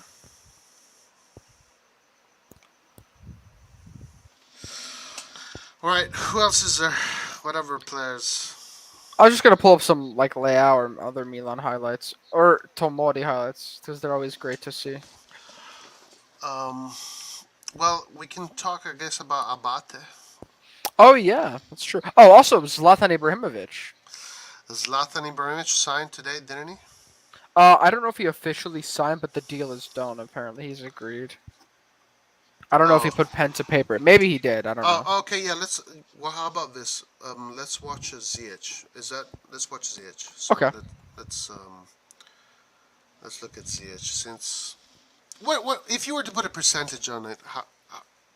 What do you think it is for him coming? So, see, every time I do this, I'm very cautious because then we get the things like Renato Sanches, which really piss me off because things just turn randomly, although unlikely things like that happen. Um, so I think for Ziyech, it's looking like we're actually pursuing him. So I would say that if you're giving me a percentage, I would say 50 50% right now, and I'm being like because I'm being cautious. Like I'm saying right now, it's like, or maybe I'd say 45% that it does happen, but I'm just saying that today, and it could increase. So I'd say 45% because I don't want to be say more likely than not that it happens because I don't think we're at that stage yet. So I'm saying almost like a 50-50 chance, but not yet. So it's still less likely in my opinion. So that I'm trying to be like cautious. Yeah. I think Laird also earlier in chat said that he doesn't believe that Ziyech is coming anymore. He said it's taking too long. I wonder if he's right about that. So I agree with you 50-50. Yeah. hmm I'm trying to find a video like a Brazil scout video. I want to see if they have one from later, like earlier in his career, because the ones that are just 2022 may not show everything that he can do. Okay, so yeah, look for that. In the meantime, Abate. Okay, I Ab- think I've this one should be you better. I got it. think. All right. Oh yeah, but you can speak about that. Yeah, so Abate got announced as the new AC Milan Primavera. Of course, the AC Milan Primavera has to become a better team. I mean, the Primavera is has not definitely held the team in high regards. I don't know what is going on with the Milan Primavera for a long time. We just have terrible DNA when it comes to the Primavera. So Abate is coming here to change that, and maybe Abate can bring his grit and his personality and put together a winning team, and maybe we can get some champions out of the Primavera finally. So good for him. He got second in the U16s. I saw that final. Roma played a little bit better, so they deserved to win. The U15 got first with Camarda and Seedorf's son. Denzel. Denzel, yeah. Yeah, so prospect, we have two generations there, the U15 and the U16, that are promising for the future.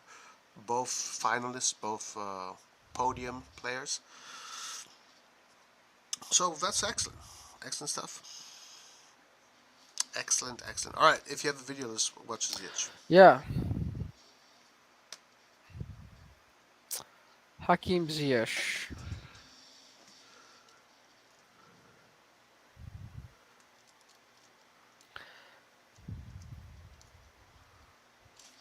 This goal's crazy. Roy, what are your thoughts on his quality, though? I'm sure you can't deny that he has very good ability. He obviously has a very special left foot.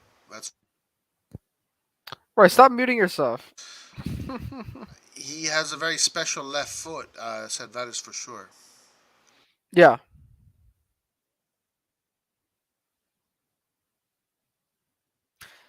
I mean, his Ajax highlights are unbelievable. That's why Chelsea signed him. Chips the keeper.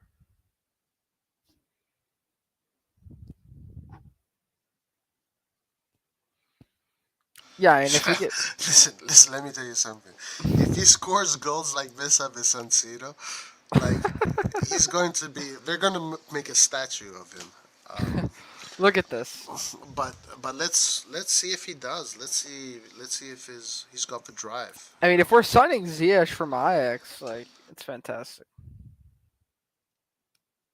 Maybe in the Serie A it'll fit his style of play better because maybe he does better against like teams that it's a little bit slower than the Premier League, teams that kind of are set defensively. Maybe he can get good shots from the outside on them, good crosses. So maybe he'll, as a sort of style, he'll be better. I don't know. It's just a thought. Yeah. No, definitely. It could be that the football in Italy suits better for him. I mean, Ajax, they play a lot of that possession football that is not necessarily 1,000 miles per hour. The football in England is very direct and it's very, straight in your face, 0 to 100 in 1 second. Even though in Holland the football there is fast paced, but it's more methodical, more methodical. So maybe that could fit because Italy is similar.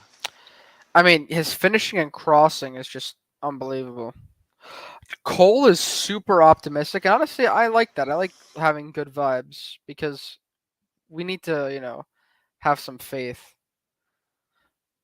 He's definitely. I mean, I wouldn't complain at all if we signed him. I'm just looking for someone on that right wing, someone with a spark. Finally, it looks like we're getting someone. We're actually investing a bit if we get him. Yeah, he definitely has a very special left foot. Um,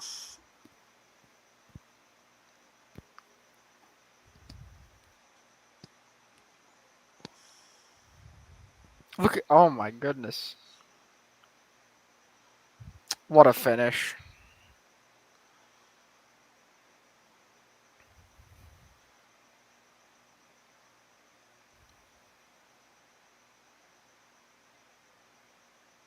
Hopefully, he doesn't have major attitude problems.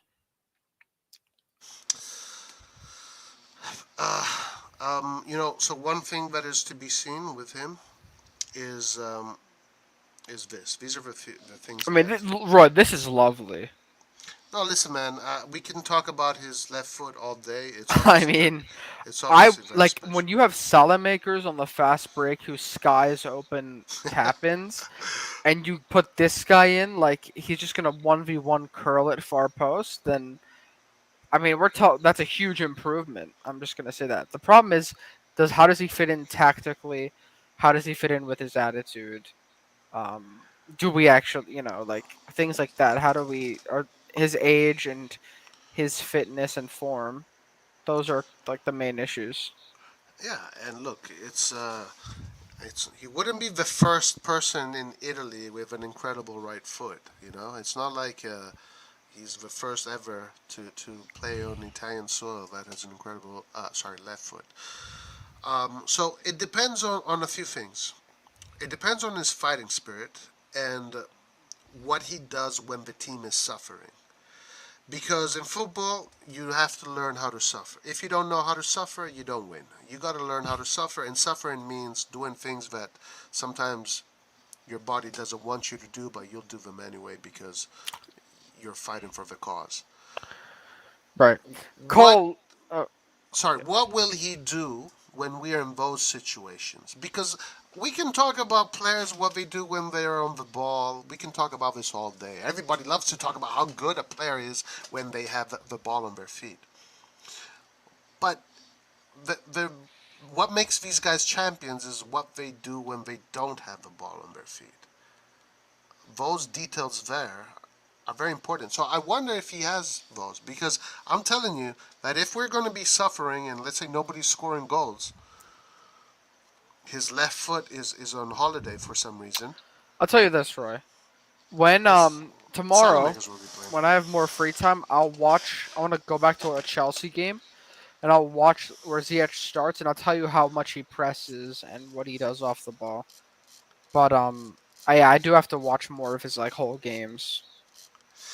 It's not baseless negativity. It's for me. I need to see the player perform. Then I'll be like, okay, yeah, he's for We real just deal. don't want to get too hyped up. Number one, he's not. We don't have this player yet. Yeah, Number two, we don't want to get too hyped up for to increase our expectations for no reason. What if it doesn't work out? So we're just trying to be right, realistic right, and like very down to earth. exactly, Um, exactly. we don't want to get too hyped up. Yes, yeah, yeah, yeah. Let these players earn it. Let them earn it. Yeah, exactly. You don't want to treat them like they're gods. Same thing. Yeah. If honestly, if we were signing Neymar, I would say the same thing. I'm gonna be honest with you. I'd be like Roy says, like, is he willing to fight? Like, is he willing to be there and to show his class? Like, you have to be realistic here. Yeah, yeah. Okay, so if you do want us to be or be, positive, look, I'm telling you, if he scores these kind of goals of Versatility, I mean, all of the goals he's scoring here are like world class goals. yeah, yeah, he Like definitely, these are as a finisher, he's world class. no doubt about that, no doubt about that. There's absolutely no doubt about that. Like he has better. I mean, I think Mahrez is maybe better at creating a shot, but his shot is better than Mahrez. I have to be honest. And I love Mahrez. I think Mahrez is probably my favorite right winger currently, but he's one of my favorite players as well. And I rate him so highly. And I just like to compare other right wingers to him just because. And I think this guy's finishing is better than his. But Mahrez definitely has a much better right foot. Really, you think so? Oh yeah, his right foot is Mahrez is a really good right foot for having a great left foot. Um, I'm not. Yeah, maybe it is. I would have to look at it again to share that opinion. To be honest, because his left foot definitely looks special. Like it No, I'm definitely saying looks. Mahrez's right foot as well. Oh yeah, no, I understand. I understand. You're Yeah, saying yeah. that Mares has a better right foot than Ziyech has a left foot? No, That's what no, you're no, saying? no, no, no, no, no, no. He has a better right foot than Ziyech's right foot. Like he's able to use both feet. Okay, I see what you're saying. Yeah, Yeah, yeah, yeah. I see what you're saying. Well, yeah. Let's see if he comes, and if he does, let's see how he performs. Yeah. No, I mean, look. If they start performing, I'm not gonna be like disappointed. If these guys performing, I'm the happiest person ever, man. I'm the happiest person. Definitely. Hey, let's what? Who else is there? So Ibrahimovic. What do you think of Ibrahimovic signing? And are you happy with that? Yeah, it's a really good contract from what I understand. Makes a lot of sense and good to keep him again. Maybe he can keep Ziyech in check. Yeah. Right. Ibrahimovic can be the captain. The captain of the boat, the skipper. Hey, let's check some Ketelaere highlights, and since Okay. I feel like the Ketelaere, from what I see in his highlights, he doesn't play at a super fast pace, but he's pretty solid. I just want to see these players play with Milan. What is this article, Roy? You're muted. this is about if you find some Ketelaere highlights, let's check them out because I need to be convinced about the Ketelaere is another one, but I'm like I don't buy. I don't understand why people are hyping him so much. So you don't. The Ketelaere doesn't convince you? What? No, not really. No. Bro, you're funny, man. You can start laughing randomly. I don't think he hasn't convinced me. No. I know that Hans gets pissed off when you say this. I mean, but I don't care. Like I don't see what people are seeing. So help me see. Why this guy is so special.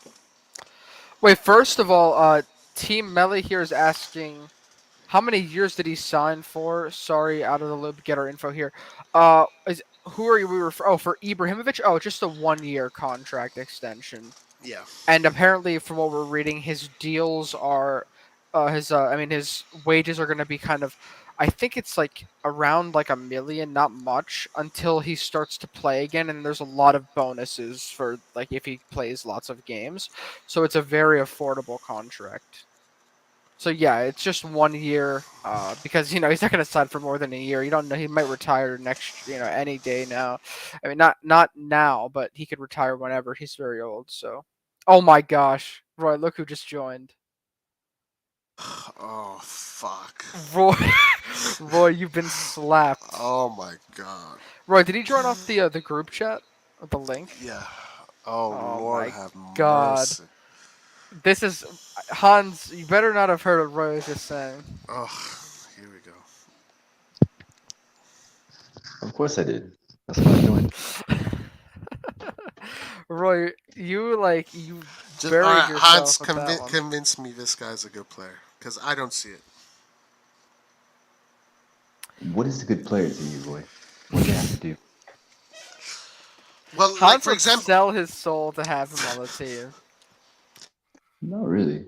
I mean, I said, like, this guy for 30 million, you can flip him in, like, 3 years. He's going to be, like, 70. I'm not saying he's going to stay at Milan forever. Yeah. We'll see what Roy, happens. I don't see a Brazil scout video for him. oh yeah, I don't think there is. It's okay. Just find anything. For who? Ketelaere? Look, when I saw Holzek or whatever his name is, Zolek, how do you pronounce his name? Holshek. Wojciech. Like that is like damn that guy's great. And he That went is for the guy. 13 million to Leverkusen. But when I see De Ketelaere, I don't get that same wow, that guy's great. I don't get that. I see Well, he's not. someone that is kind of normal. No, he's not normal. He's 6'4", Roy. And he Okay, but runs the way fact more that than he's Wojciech. the fact that he's tall does not impress me. Like I don't care that he's tall. Like Yeah, why I is that understand. important? You want somebody good with the feet. He is good with his feet. He can play make. He That's can play what I make care much about. better than Wojciech can.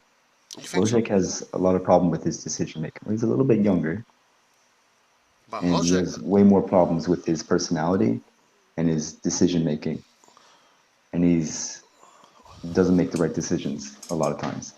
But Zlolik, whatever his name is, Guys, let's watch the highlights. was Which very, one? very, very, very technical. Yeah, I know. Ketelaere's That's all you highlights. care about is technique. I know that, Roy. Yeah, but like, okay, We so all know okay, that. oh, hold on, hold on, See, hold on, this hold is on, this is the hold on, thing. hold on, hold on, Roy hold only on. cares about. No, just let me say one thing. All right, Roy go. only cares about technique. Nathan only cares about speed, and supposedly I only care about height and size. This is the stigmas that everybody's No, attaching to us. no. I care about talent. Also, no, Roy cares about nationality. That's what he cares about. Roy is a That's a very good fascist. point as well. Roy's a fascist, guys. No. I care about talent. Talent. Like if you go back, Antonio, sorry to this dribble And I that he sent you tries. guys proof that I was into Barella way before he went to No, Inter. okay, Tonali I years never made before that. came here. That's you and that is you and. Yeah, okay, fine, Nathan, but still. Yeah. All right, okay. Like look at this dribble. Like I see this dribble that he tries to do. Wait, Hans, can you see this, by the way? Yes, I can. Okay, I'm gonna play it. Right. Okay. Like that's clever. He gets time. He stops them. But then he tries his dribble, and he fails the dribble pretty miserably there. So why am I supposed Wait to a be minute, impressed? whoa. Miserably. Roy, what are you talking about? That was a crazy recovery by that defender. Because he got Yes. beat. He got beat. That's He didn't have the pace to keep the running. highlight there was the great recovery of the defender and the great slide And tackle of the defender, Roy, not he's the 20 dribble. years old. I would love to see you watch Kaká when he's at Sao Paulo and what the fuck he did. No, Because he sorry. was not as good. He was not. But Kaká is a bad example. Kaká is a bad example. Why is he a bad example? Because Kaká, 21, came to Milan and he did something that nobody does. Yeah, I He know. came to Milan and Nobody he should expect the Ketelaere to be putting up Kaká numbers this first season. That's ridiculous. Okay. That is stupid. Fine. I need you to say I know Then I again, know Roy you. only gets Roy, amazed you want by, that, and that's all you freaking care about. But Ballon d'Or that's winners. That is true. That is true, actually. Maybe I was spoiled with AC Milan. But yes, I'm only impressed by Ballon d'Or winners. Or well, potential you know what Ballon happens, d'Or winners. Roy? Ballon d'Or winners, they only get picked if they win the Champions League. So if Milan's winning the Champions League, somebody's gonna get picked from Milan, Yeah, whoever the fucking best player is. probably Leao. Yeah, probably. If he's still here. But from what I'm seeing here, Hans, You I'm can't not have a team seeing of Ballon d'Or I winners, am like not every single player. seeing a Ballon d'Or winner here. Hans, what impresses you the most about him, like from what you've seen? He makes very little mistakes. Even though he plays like 4,300 minutes, he makes very little mistakes. And he's able to play striker and be very, very good at it as a target man, linking up with everybody, and also be a playmaker. He's very good at playmaking also. He's unselfish, but he also knows when to be selfish and just be the striker. So, okay, He's what a can you boss. what would you expect from him from his first year? Like I'm expecting him reasonably. to get a lot of minutes under Pioli because Pioli's going to be playing him everywhere. He's going to be on the right wing. He's going to be on the left wing sometimes. He's going to be a cam. He's going to be striker. When Origi and Giroud aren't fit, he'll be striker. 100% he's going to be striker. And you guys are going to see. He's going to link up with Leao. He's going to bring the best out of Leao, I think. Hans is ready for the. Hans has his sales propaganda. pitch Yeah, this is locked like in. Why is it propaganda? He he's is selling. Roy, He's he is selling. like ridiculously good at being a team You player. should be his agent. No, he's crazy good at being a team playmaker. What? He's what? He's very good at being a team player and a playmaker. That was a nice dribble. But look at he's that. he's The unselfish. pass was a bit off. I'm sorry, but And this the to thing me that is not the thing that impressive, impresses guys. me. Like, Okay, why is that impressive? What I just saw why do you there. like Salamakers then? Why do you like Salamakers? Salamaker's got charisma. He's got character. He works hard for the team. Yeah, that's what Ketelaere is going to do, except he's going to bring you those offensive numbers that Salamakers doesn't have. And he's also going to have that size and not get pushed off the ball. I honestly think Brahim Diaz is going to be starting before him if he comes. No, he's going to get more. I already told you, I'll take that bet any day of the week. He's going to get more minutes than Brahim Diaz. I definitely. I'd be, Doesn't mean that he's going to play Cam all the time. I would not be so confident. I'm 100% confident. Because you are obviously like enamored with this player, so you're overselling him. But we have to be realistic. No, I'm not saying he's going to score 20 goals. I never said something. Brahim Diaz has already been 3 years in the Serie A now. Okay, this guy's 20. Is that Origi, by the way, guys? In that clip? I'm pretty sure that's Origi. I mean, they play for the same national team. This would be his third year. Guys, look at this. This is Origi, right? Yeah. It looks like him. Yeah, it is. Yeah.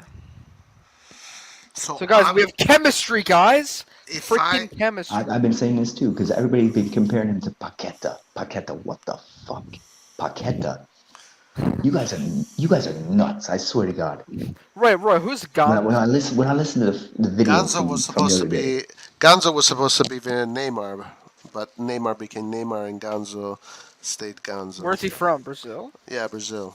Right. When Neymar was coming out, Gonzo was supposed to also be the next superstar, but it didn't happen.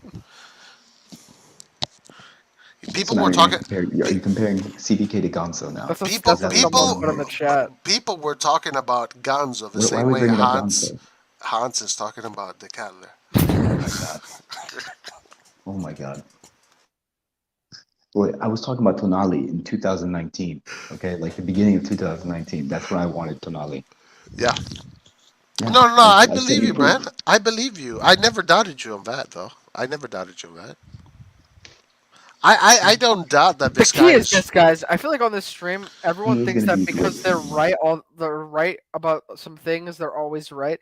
I'm not saying Hans is wrong. I'm just saying, like, it's not like we're always going to get things right. So no one really knows. Like, we have to see how he plays in our setting. Like, I'll put it this way. Yeah, guys. I agree with that. I agree with what Antonio just said. Okay, let me put it this way. I'm not saying he's going to be a Ballon d'Or winner. I'm not saying I'm not putting any kind of pressure like that. I'm just saying he's going to live up to a 30 million price tag. Okay. But is there like statistics that can? For more. That's all I'm saying. And he's going to be a very good team player for Milan. He's going to bring out the best of the other star players. I'm not saying he's going to be the star player because that's not really who he is. Not yet, at least. We'll see. We'll see what it. Because I didn't think Tonali had that athleticism in it either. So I was pleasantly surprised by that when he started showing that. Oh yeah, Tonali's athleticism was an amazing surprise. Ketelaere is very young. Okay, he's going to improve a lot. We'll see what happens, especially when it comes to a big club like Milan. So let me ask you this: what type of statistics would you expect to see, like eventually, that would make him worth 30 million? Like what, like, you know, like what does he have to do to live up to his price tag? I'm going to expect to see double digits of goals and assists. Like combined? No, like 10 goals, probably like 10 assists, something like that. Oh, that's good. Yeah, those are good numbers. Hans, when is he going to do that? Excuse me? In 3 years. Like it took Weah 3 years. Okay. Oh, yeah, okay, well, fine, yeah, 3 years, that's fair. No, I agree with you, sure. But you're saying next season he's already going to...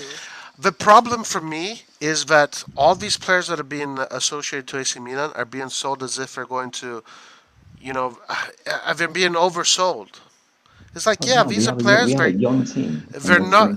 These are not extraterrestrials. You know, they're just football players like the football players that are already there in Italy, and they're going to the best team spirit at Milan, and that is ridiculously important. What Pioli and Maldini are putting into that club, and Zlatan. So who knows what these young guys can do? How far they can go? Don't put any limits on them. Don't set any limits for them. I don't set any limits on them. I don't set any limits on them. Okay, good. I don't set any limits on them, but I don't. We're going to be pleasantly surprised. But I don't do that. I don't do that. I'm not going to do that. You Okay, know, good. because things can happen, man. Things can happen because everybody might expect that he's going to. You know what? You know what's the reality, Hans? This is the reality. The reality is that these guys are going to contribute, but because they don't contribute as much as people think that they were supposed to going to, they're going to call him shit, and I'm going to be defending them.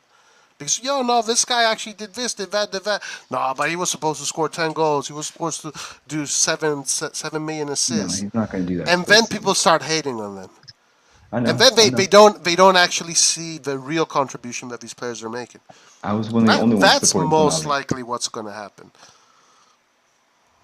Yeah, it might be a rough first season. It might even be rough. I don't know, but it's gonna work out in the end, and he's gonna be worth way more than the 30 million that we paid Okay, for. no, I can have a yeah, I can agree with that. If you tell me he's going to come and he's going to take a little bit of time to develop, to understand the system, and he might have a poor season, his first season maybe, and then but he's going to grow into a champion. I can totally believe that. Yeah. I mean, here's the thing, Roy, that might work in his favor. He has the personality already to put his head down and work. He's extremely professional, determined. Unlike Leao, I would say, was. He was kind of into other things. He was kind of making music. He wasn't as professional. You know what I mean? Very smart, very intelligent person, but I don't think his mind was completely driven in one direction about football. The Ketelaere is completely different. So that mentality could speed up the process. Wait, but Hans, you admit, but this season layout was mentally there for sure. Yeah, for sure. But I'm just saying Yeah, the Ketelaere might I not think take that's a 3 good years. point because He's this going to come season you ready. can really tell that layout was very motivated to improve, and that's why he made such a huge jump. I think last season, yeah, he Yeah. wasn't as into it, The Ketelaere will come motivated from day one. Super motivated. Guys, let me ask you a question. It's kind of the next topic, I guess. Who is your favorite player just to watch on the current Milan squad? Tomori. I mean, he's Roy? my favorite player. Oh, okay, nice. Tonali. Nobody. What? We win the Scudetto and Roy doesn't give a shit. I don't have no. I don't think we have any outstanding players in the team. What about Ibrahimovic? Well, Ibrahimovic, yes, but unfortunately, he doesn't Leao play isn't much. outstanding. Leao isn't outstanding. Well, Leao isn't world class yet.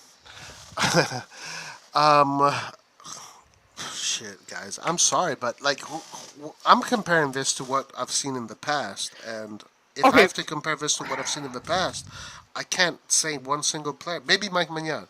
That's it. Let me But ask you this, Roy. I've seen Nesta, I've seen Maldini, I've seen Cafu, I've seen the defenses Baresi and Costa Curta and their peak. Like, like that was also incredible level. If these kids can do what those guys did, then I'll say, damn, fuck. But I mean, right? That's the thing. Okay, Like, well, let me ask you this then. Who is just your favorite player on the team? Like, I'm not saying you have to compare them to anyone, but just like who is your favorite? Like, just to watch. Like, you have to have at least like one or two. Like, I that you just. feel like the most important player is Tomori. I feel like he is the one that. For me, it's Tomori and Maignan. If I really have to force myself, I'm gonna say Tomori. Guys, Tomori is like Tomori and Maignan are my joint favorite current players. Just Mike because, Maignan also, but yeah. yeah, if I just have to pick one, I'll say Tomori. I mean, I'm watching Tomori's highlights right now. This guy's like, I mean, what more can you ask for a center back? Guys, I gotta go. I gotta go to All right. work. Good job defending I the had to jump Ketelaere, in. Hans. Yeah, I had to jump in on that. I'll see you guys later. Later. I mean, like, can I put audio or should I mute it? Mute it. It's fine. You don't like the audio? No, I don't. Let's not deal with audio. All right. I don't know what the situation is with audio. I don't know. So I'd rather not. But I think Nick was trolling. He says Gonzo was Kaká 2.0. And then Timeda here says, sorry, bro, but there will never be another Kaká. And then Gonzo was so bad that he, was obviously not anywhere near Kaká. yeah, yeah. Tomori is just unbelievable, guys. Like, it looks effortless when he defends. Yeah. That's against Origi, too. Yeah, his impact on the squad is just it's too big. I've never seen a signing. I mean, well, I guess in recent years, a Milan signing be that good that fast. Well, I have Yeah, I mean, yeah. Kaká. Yeah, right. I mean, And I was very young, but yeah. And maybe that's why Tomori gets to be that player, because so young, comes right away and dominates Italy like that. That's Like crazy. instantly. Yeah. I guess for an attacking player, it's harder though, because Yeah. you really that's have true. to have like amazing quality. Tomori has just amazing athleticism, and he knows how to defend, and Yeah. he's also very mentally he's very intelligent. Yes. So he knows when to tackle, how much pressure to put. He never really gets yellow cards. I think he got like one No. or two yellow cards. Yeah, he's very clean. Very clean. And when he does foul, it's just a kind of harmless little nick on the boot, and he just right back up. So Absolutely. also, what Tomori, what I love about him that Romagnoli doesn't do is What? when someone is lined up on the edge of the box, ready to shoot on goal, Tomori dives at them to block. Yeah, Which is something that Fearless. if you don't go in their face and block it, they're just gonna shoot it around you. So you can't stand there with your hands behind your backs trying to defend a shot. You have to be brave and go in front. Like that's what he does. He dives at the ball, which is amazing. I agree with this. Tomori, Tonali, Hernandez, Maignan, and Leao are the standout players. But still, I would say the only world class players that have been proven are, and I guess it depends on our definition. I would say Maignan is world class, but Yeah. not because he hasn't won in Europe yet. So if you're using that as a definition, then no. But I don't want to. Just in my opinion, and I'm just gonna say this right now, disclaimer, because I don't want to start a debate. When I use the world class, I'm talking about players who I think are the best in their position, uh, in the world. So I think Maignan is doesn't really get much better with goalkeepers. He can do basically anything you would want from a goalkeeper, and he would definitely be amazing at any team he goes to in Europe. Yeah. And I think Hernandez is one of the best left backs in the world at times. Sometimes he plays terribly, so it depends. No, I agree. I definitely agree. But most of the time he's world class. So I think Yeah. those two players. And Tomori can be world class if he just keeps on performing. I mean, he already won the league. If he does really well in the Champions League make an argument for being world class. Yeah, absolutely. I do think that these players are going to become like that, like Pirlo, like Gattuso, like Kaká. Look at this tackle, Roy. Yeah, I remember that. Was That's incredible. fantastic. But just today, they still have to achieve all of that stuff. One thing that Tomori reminds me of is Baresi. Tomori reminds me of Baresi because Baresi was similar in which he would attack. Yeah. He would attack. The way he defends is attacking the player and just enveloping him and just destroying the player psychologically and physically and all of that. Baresi had that similar approach. But Baresi was a little bit more of an offensive player. Like, he would go forward and score goals. Right. And I mean, Tomori gets you like 2-3 goals a season. Tomori is going to get you goals on corner kicks, yeah. Yeah. I mean, what else? I mean, so I don't have any problem with him. He does what he needs to do. Yeah. I have zero problems with Tomori. Tomori is incredible. I really hope he stays with Milan forever, to be honest with you. Yeah. Look at this pace.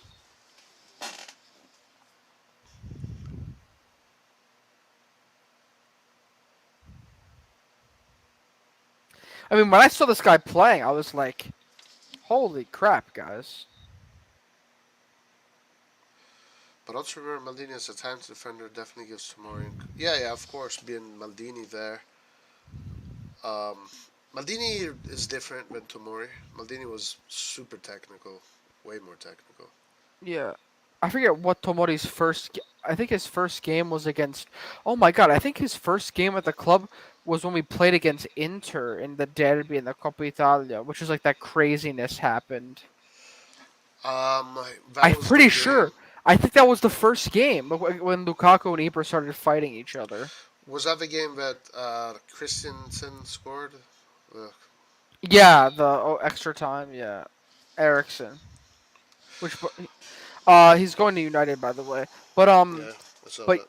yeah, that game. I think I'm pretty positive because we bought him around that time, and he I came think off. so. He Yeah. came in off the bench because I think Kjaer got injured or something like Yeah, that. yeah. It was his first game. It was. Yeah. And I saw him like defending Lukaku, and I was like, damn, this guy is like he's like getting a lot of blocks, and he's like, and he already looked very good. I was like, okay, that's good. And then the next game he played, I was like, okay, this guy's the real deal. Like he hasn't put a foot wrong yet. Yeah. Yeah. Look at him. Look at that. Look at that. You know the way he just takes on attackers and He just just the way he runs and still tackles perfectly at the same time yeah. is just amazing. This is pure class. And he has everything. Look, he can keep up with the paciest strikers. This signing was masterclass This signing. was a masterclass signing. For 30 Yeah. And million, so you're was getting a Maignan. potentially a world class center back.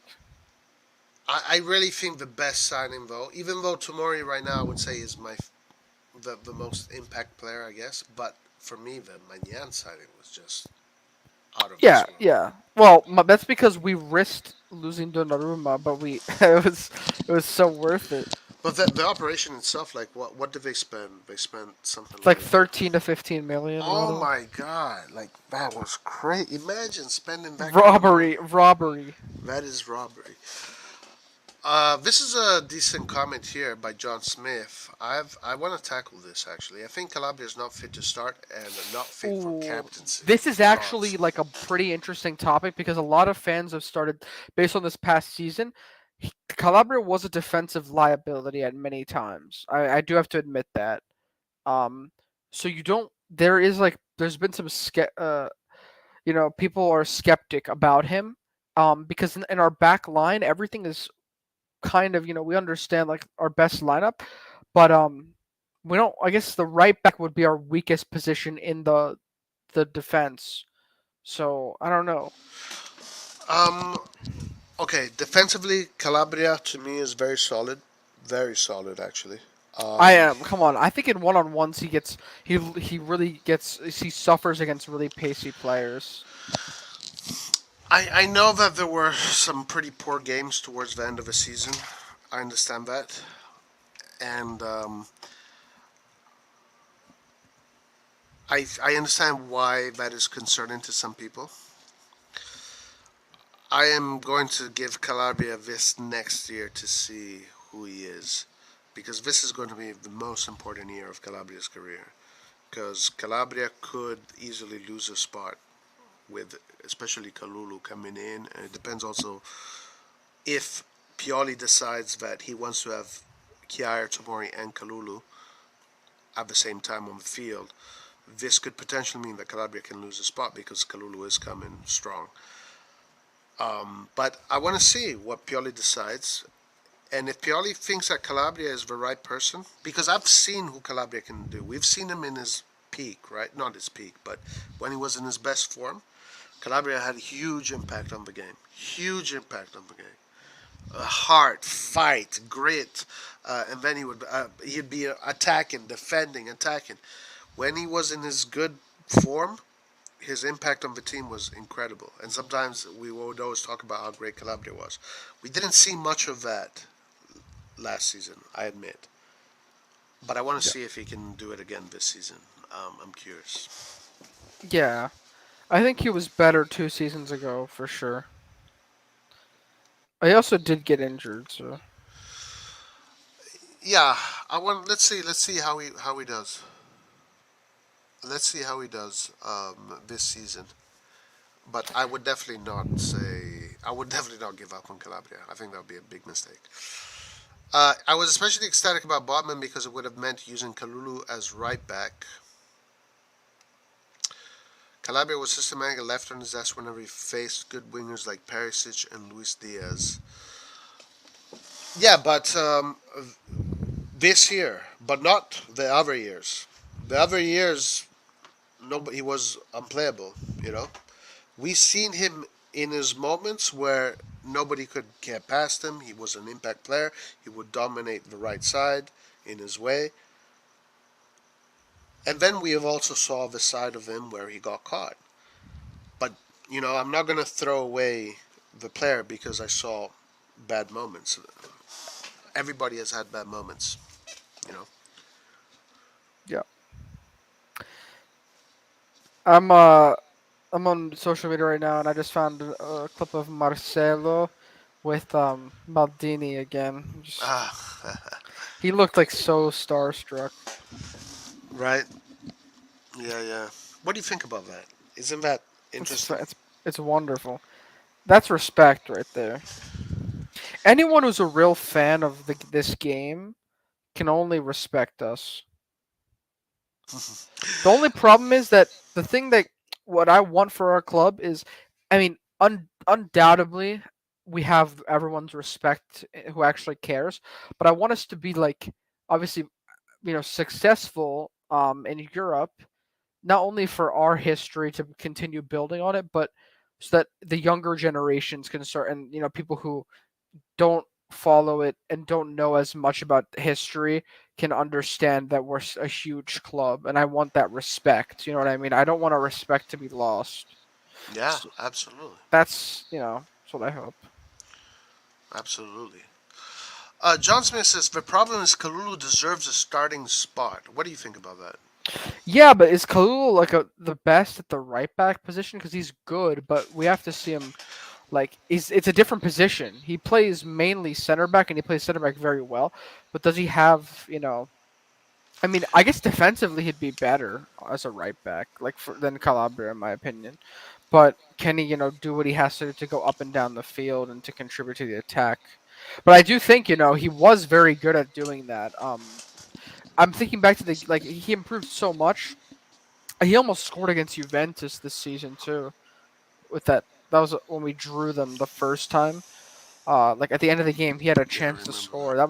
That would have been amazing if he scored that. But Well, you know what? If you think, if let's say Ziyech comes if Ziyech is the player that I think he is, which means also judging by I did check his heat map or whatever, and he barely sets foot behind the midfield line. It's quite bad actually. So if he is the player that I think he is going to be, then I do see Pioli then you know create a tactical setup in which he doesn't need to bring the right defender up. So he put Kalulu there as a hybrid fullback, hybrid center back. Roy, is there any chance you can pull up the tactical analysis board? Oh yeah, sure. We can talk about this because I love like the 4-3-3 formation. The 4-3-3. Yeah, but we play like a 4-2-3-1. But I guess it kind of we shift that a lot. And Yeah. I'm trying to think of the best. I'm trying to think of a way like how we'd play with Ziyech and De Ketelaere in the lineup. Okay, let me pull the tactical board up. Guys, this whole thing about him being too small. I mean, I think Kalulu. We talked about this in the other stream. I think Kalulu's like he's not insanely small, but I think overall his athleticism makes up for that. I don't think he's gonna get bullied too much. Like I don't know. People kind of have different opinions about the how much we need a very big center back, like a tall center back. Well, listen, there's been a lot of defenders that weren't very big that were incredible, like Baresi, like Cannavaro. like Mateos. I mean, of course, the center back is a position where you want him to be a big guy, but Kalulu. I mean, Kalulu's been playing football. You know, he's been playing in Serie A, and he's done fine. Let's see. I think Clint is talking about Europe. We'll see if he's good enough for Europe. So, we're talking about Ziyech, right? Yeah, can we move the Can we like move the green stuff and just focus on a potential lineup next season?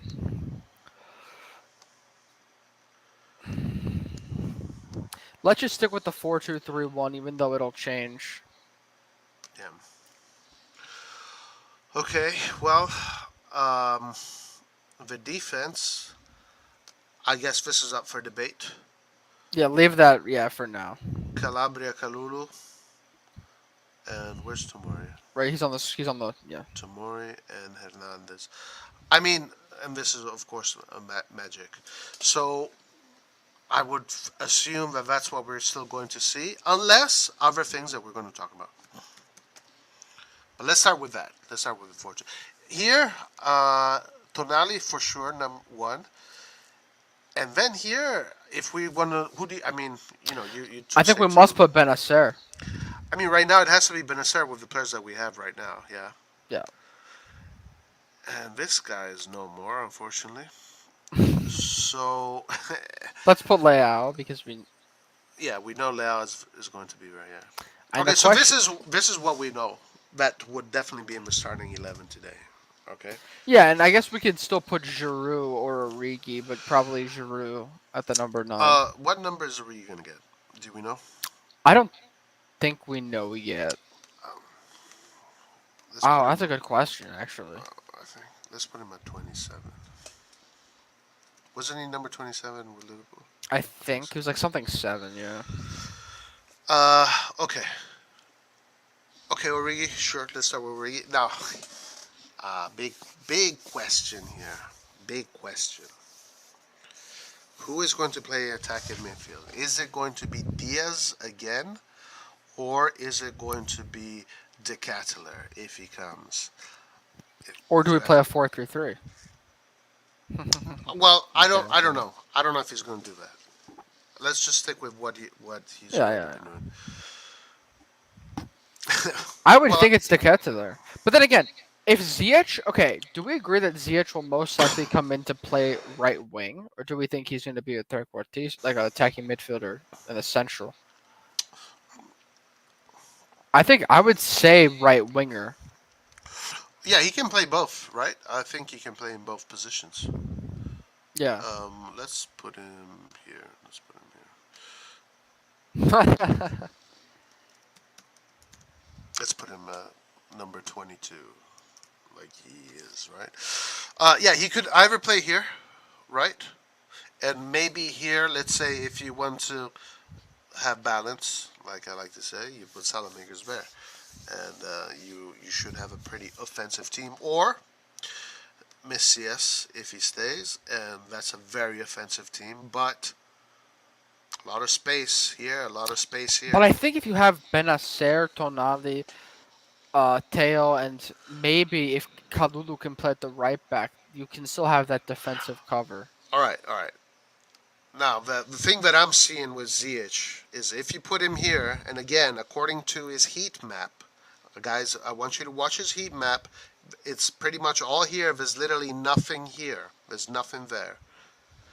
I think in that case, then you can have this kind of situation where you do put Kalulu there and Tomori, essentially. And then when building, Kier can come in, maybe. Yeah, Kier. Where's Kier? What number is Kier again? Oh, wow. Let me pull that up. What number was Kier? 24.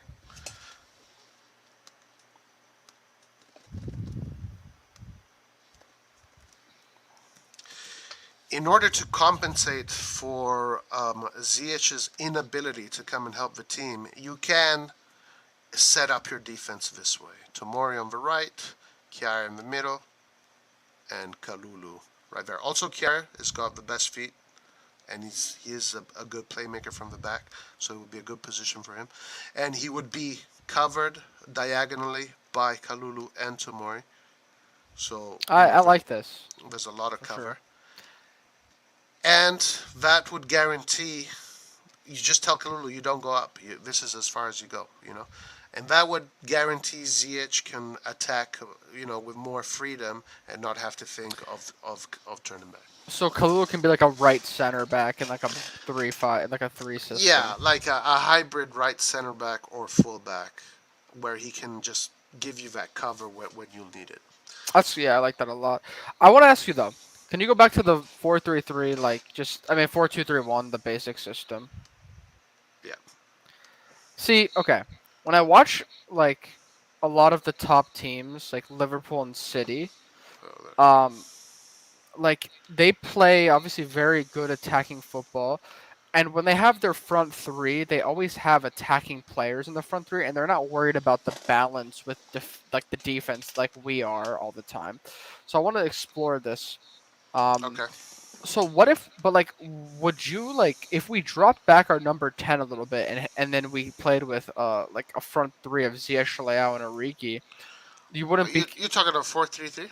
Yeah, like wouldn't that give us more, midfield covers that were more solid, Okay. All right. so that we can Yes. be more attacking with those So players? in that case, you can have Tonali, you can have Benacer, and Sanchez or whoever comes in, well, Sanchez. I mean, Krunic, whatever, whoever you want. well, But for okay, example, sure, Man City in their sure. midfield. Let's say we had Sanchez.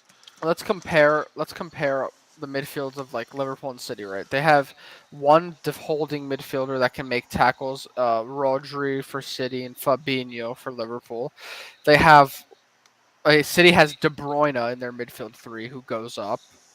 And City also has, I guess, Bernardo Silva, whoever like they want to put in there. So they have attacking players.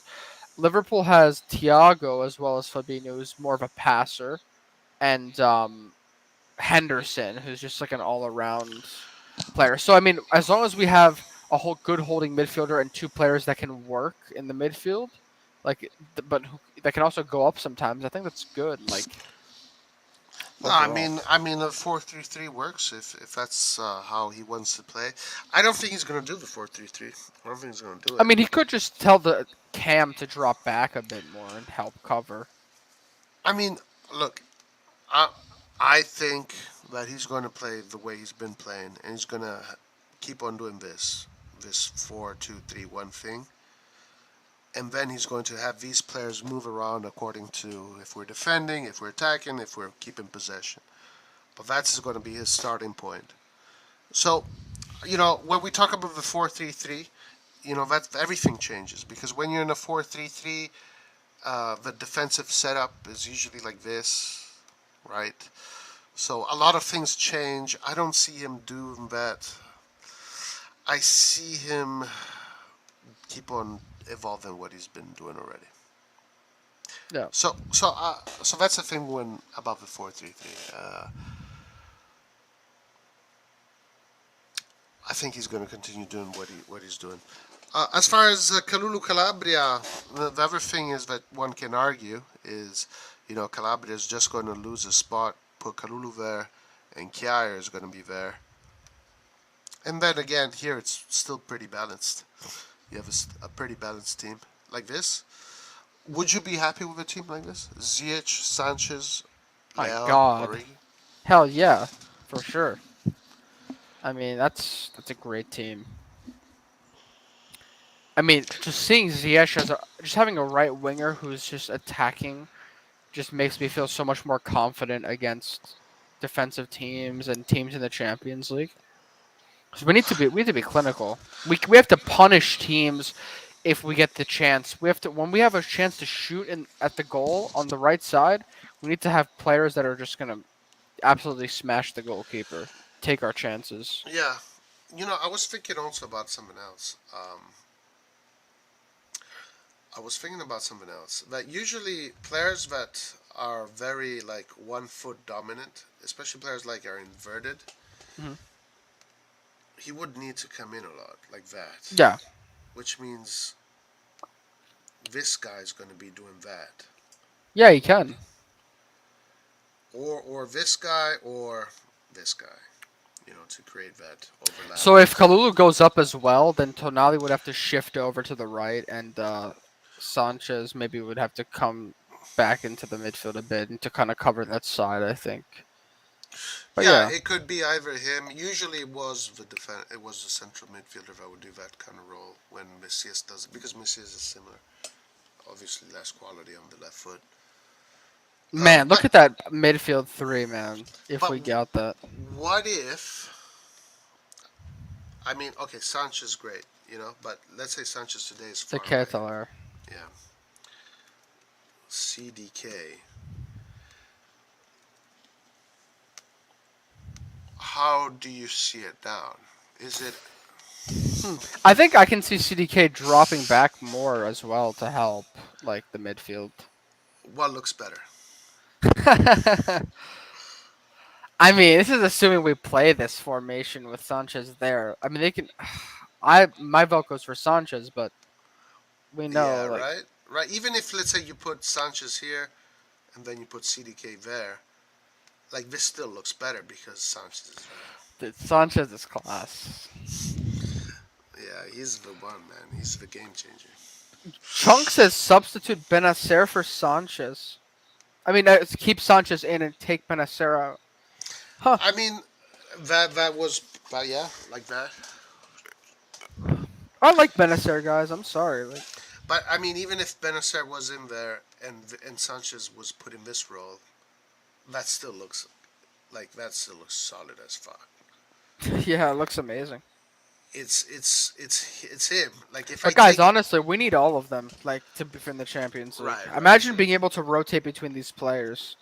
Imagine, like, That's I would feel great. true. Then now we're talking about like replacing Kessie. Like, this is perfect.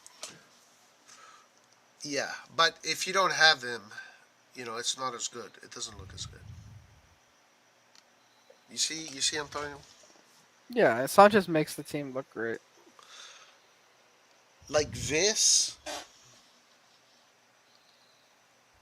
I know I'm going to be controversial, but this is better. No. Right, stop. Dude, I know you guys have this. Wait, you're this being stigma. serious? I'm being 100% serious. What the hell, Roy? Diaz. Because CDK is being way overhyped, way too much. Wait. What about Sanchez? No, Sanchez is a proven player now. Okay. I thought you were. I mean, you can have your opinion about CDK, but Sanchez. So wait, so this is your favorite, right? This midfield. Yes, this would be like top class. Absolutely top class. Yeah. I mean, I'm looking at the front three. I see so much attacking, so many dynamic players, so much ways for us to be versatile in the attack, and a lot of movement around Origi. I think that's fantastic.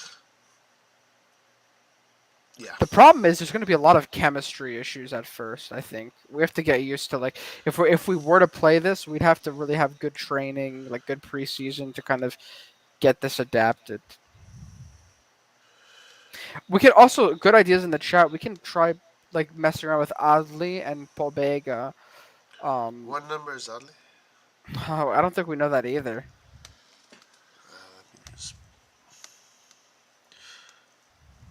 What? Shit, I don't know.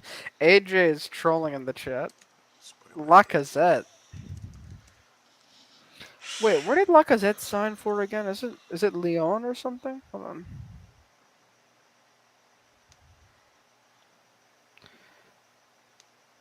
Yeah, Lyon. Okay, good. The problem is that Sanchez is not in the news right now. CDK is in the news, and Ziyech is in the news. Well, we did get some confirmation that Sanchez could still be an option, but yeah.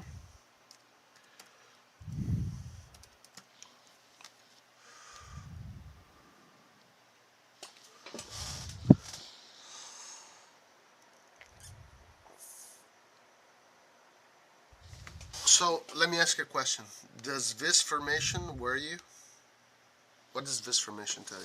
Yeah, it worries me because Diaz isn't gonna give us like the midfield. I think will be more attacking without much defensive contribution. And Diaz also, we don't know how he's gonna. He can kind of, if he's not in his good form, he can really mess up the dynamics of our attack. Okay, but what about this?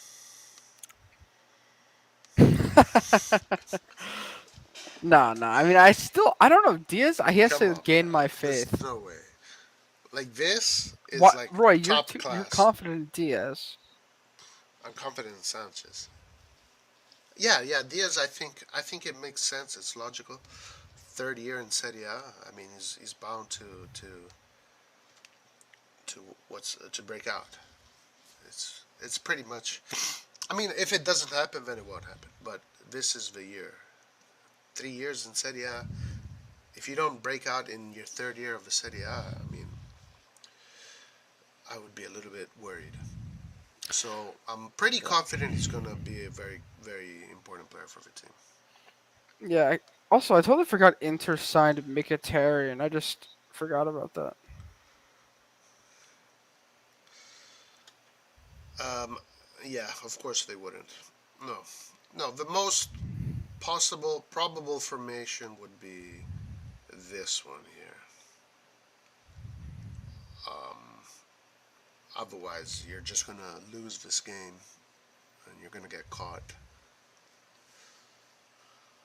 Or you can play Diaz there, and you play Kalulu and Kiaer here.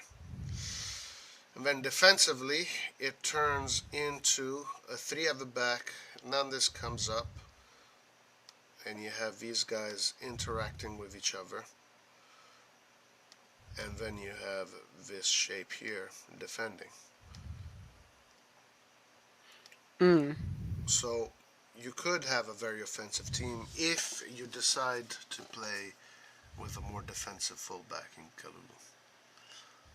Then there is balance, or it's a little bit tipped to the offense, but it's the quality in defense is good enough to secure that you're going to be fine.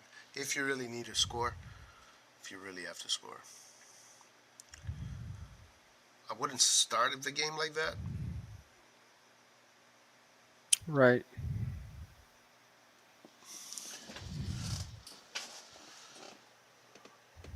But it's definitely doable. Yep.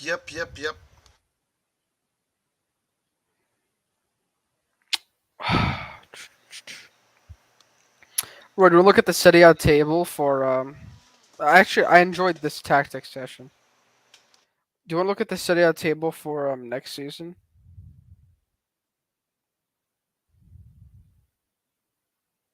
You're muted, Roy. Yes. Let's do that. Um, what? Wait, Chunk is saying 30 million for ZK and you the most probable formation part. Oh my man, dude, bruh, this guy. Just because you spend 30 million on him, you're gonna put him on the field. If there's a player that is more prepared, then the other player is probably is gonna play, and then you're gonna ease him in. Roy, I want to ask you because of well, I guess this would be more appropriate for like once we get to the table. But with Napoli, they lost Insigne, but they got Ah, Vicha, right? yeah.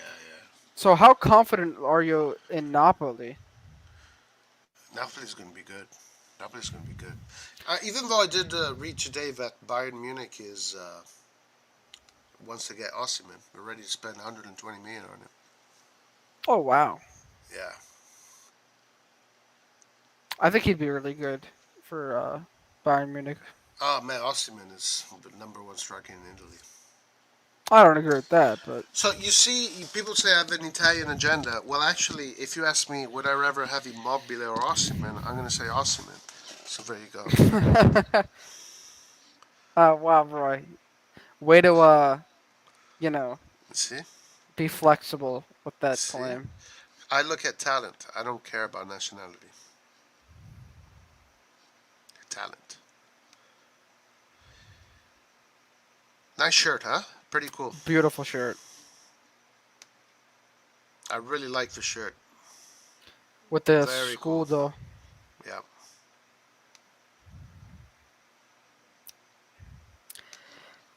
I'm pretty sure AJ is a professional troller in the chat. Yeah. He likes to troll. He's good at easing easily. Man, everybody has a crystal ball in front. Roy, You know? we're gonna do watch-alongs, right, for the preseason games? Yeah, of course. We're gonna stream them. We have to make it like sus, like not sus. I mean, like you have to hide it. Yeah. We're gonna try and do it properly. Call it like Krunich World or something like that, and Right, like yeah. I'm 100% sure Napoli will do great next season and as usual fail in the last 8 rounds. That's a good bet. It is. It's not even like a joke. Like it's a pretty good bet. I don't think that the first season, if Napoli have Vicha and Ozim and they lose Insigne, and depending on who else leaves, I heard Koulibaly might leave. I'm not sure how good they'll be the first season, like this next season, but maybe That's a good point. 2 years. That's a good point. I mean, Vicha is also quite young. He's really good though. Jesus Christ, he's really good. And if they lose these other players, they might have to rebuild. Yeah, that's a good point. Team Melly's warning us about YouTube copyright. What is he saying? Do they copyright the Serie A website? Like what? Be careful, guys. YouTube is a pain in the neck with their copyright. I couldn't upload 2 vids last week because of FIFA EPL copyright. Oh, he's talking about the game. Oh, the preseason game. Yeah, it's okay. It's all good. We got it under control. We gotta. Well, you guys gained so many subs from the Real Madrid stream. We had like 50,000 viewers, right? Yeah. The quality funny, was dude. golden. It was great, man. People were loving it. We were talking shit and we were fighting. It got like 80,000 something like that. No, how could you even read the chat? Everyone was going. Oh, dude, crazy. it was going so fast. It was great. It was great. Honestly, guys, it's worth it. Like, you can gain probably like 500 subs if you can prolong. I mean, then again, Real Madrid is like the biggest fan base in the world. Yeah, So, right. Yeah. but we'll get some viewers. The most important thing is those streams will give us maybe some AC Milan viewers that are like, looking at the game online. Yeah, of course. Then you get some German guys also gonna start bantering, and then they disappear.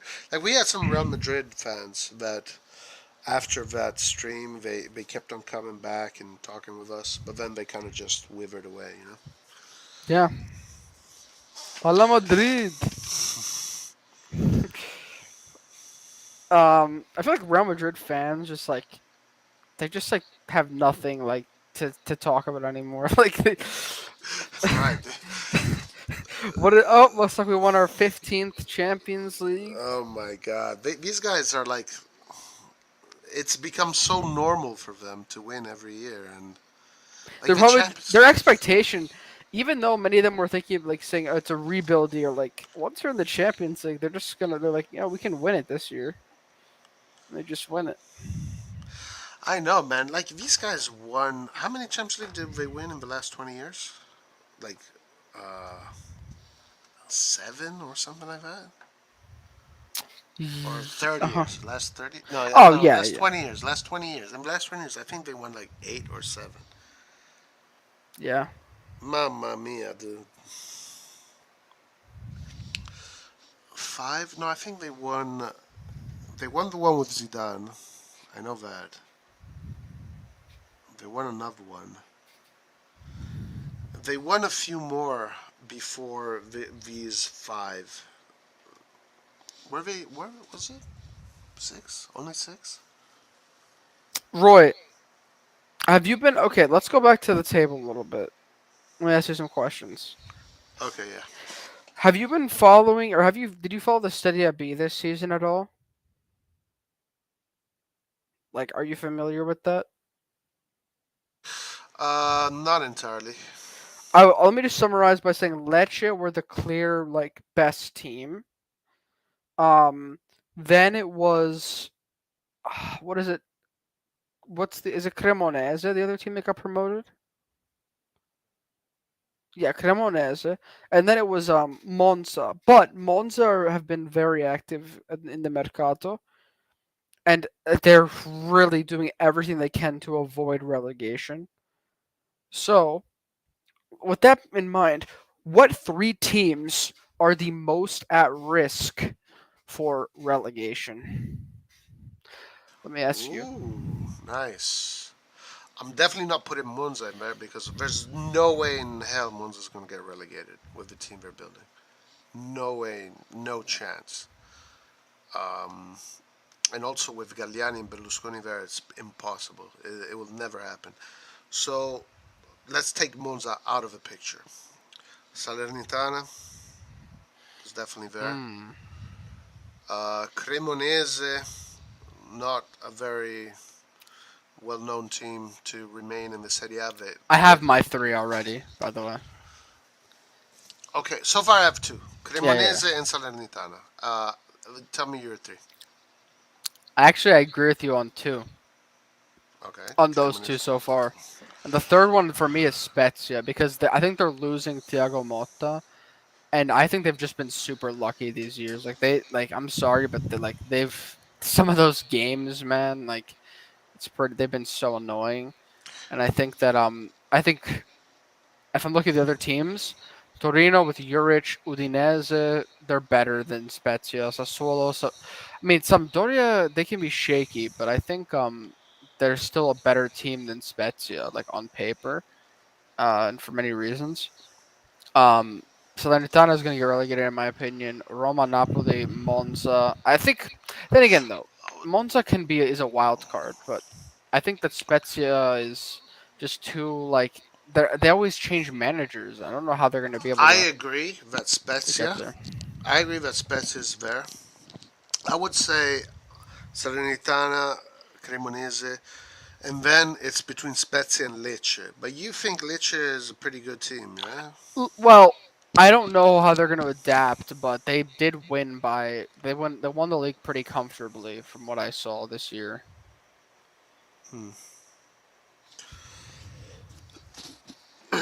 Um.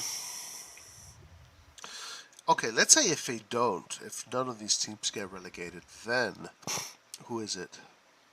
If none of those three teams, if we had to choose three other teams, Yeah.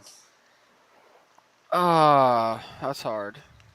Which teams would you want to see get relegated? Inter, Juventus, and no, okay. uh, I dislike Udinese strongly because they play anti-calcio, and they also they stole that draw from us, and they got super lucky both games. Like they got like these goals out of nowhere. And they're just an annoying team to play. I really dislike them. Bologna after this year, I mean, and they're not really a problem. I don't mind Bologna.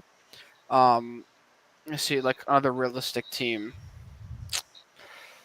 I mean, other than that, I don't really What dislike about it. Torino? I don't mind Torino. If they They're lose just there. Bremer and they lose Belotti, like, I think they're gonna save themselves because they have Juric, and I think yeah, that Rich is a good I coach, mean, true. yeah, defensively they were very good though. To be fair, so We're a fifth best team. yeah, that's very good. So yeah, that's a good point. Maybe Bremer losing them is gonna be bad for sure.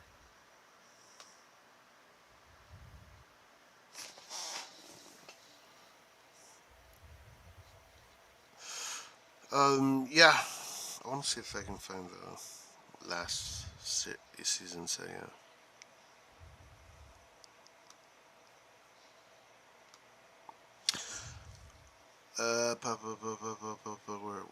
Where would it be? Let me check the Twitterverse.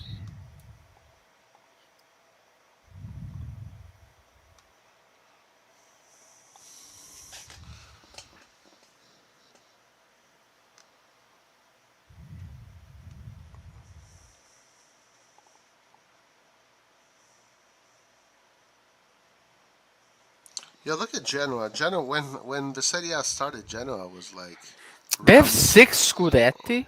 they were like Real Madrid, man. Oh, wow, you can go back all the way in history. Wow. Look, in 1980, 1897, 98, Genoa, Genoa, Genoa, and then we were the first ones to win it out of the big three. Look at that. The second year of our birth. Vercelli. Pro Vercelli.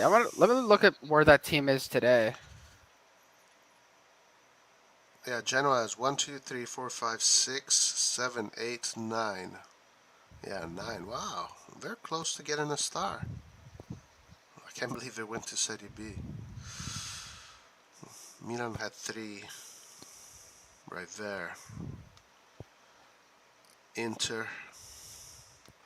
Oh, they're in Serie. Pro Vercelli's in Serie C right now.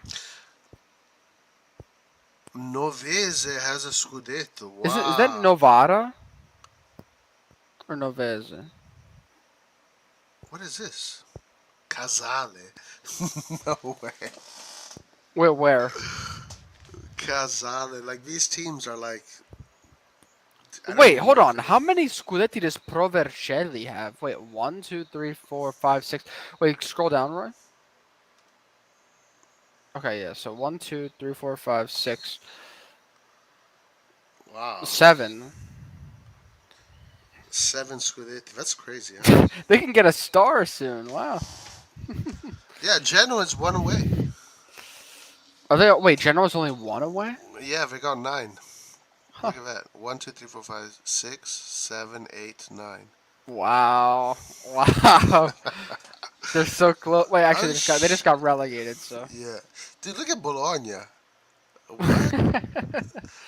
Bologna used to kick ass, huh? Ignore Juventus, please. Keep scrolling.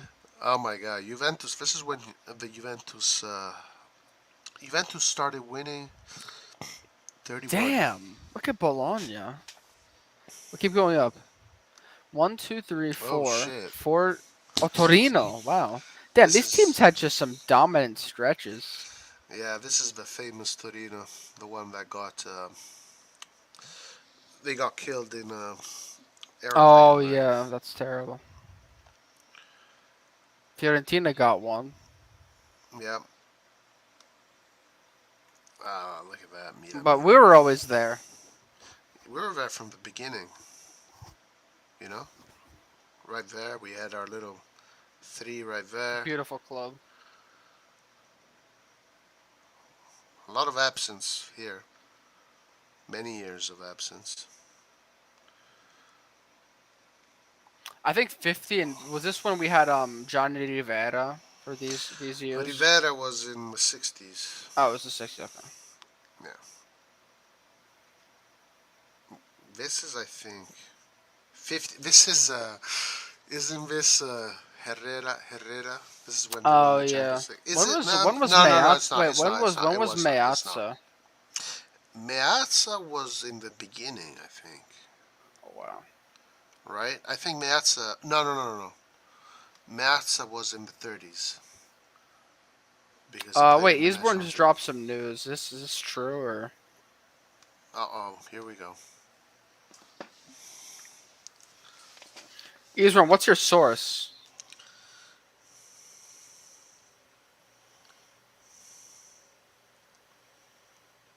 But yeah, let me see. What is the news? I don't see. He's just saying that Milan are trying to schedule an appointment at La Madonnina Clinic for the medicals on Sunday, but it doesn't say for which player. Is there, who is it? Ibra? Not Ibra, right?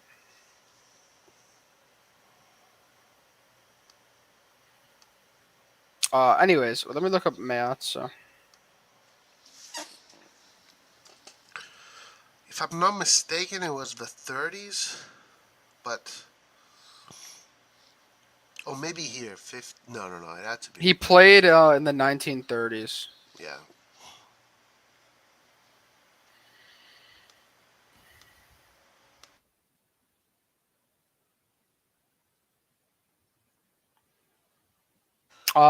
Milan in 1950 to 51 when we won the Scudetto. Apparently, these are some of the players.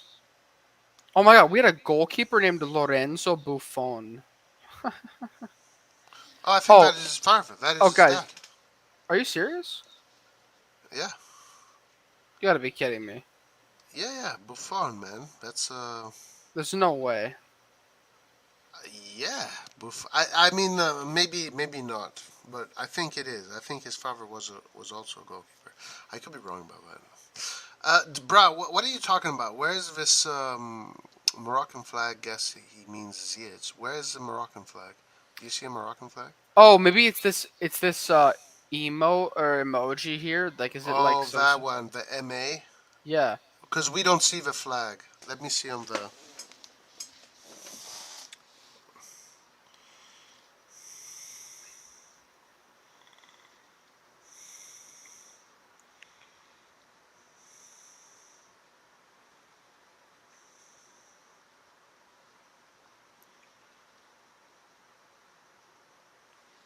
No, it's not. That's not Buffon's dad, Roy. Who is it? It's. I just looked it up. It's just he's not. It's not his dad. Oh, it's his. Apparently, it's his uncle. From what Chunk said.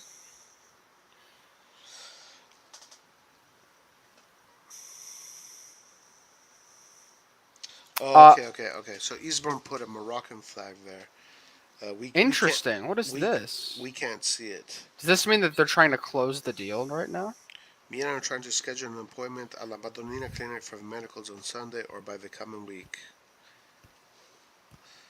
I know Eastbourne gets a lot of his news from Twitter.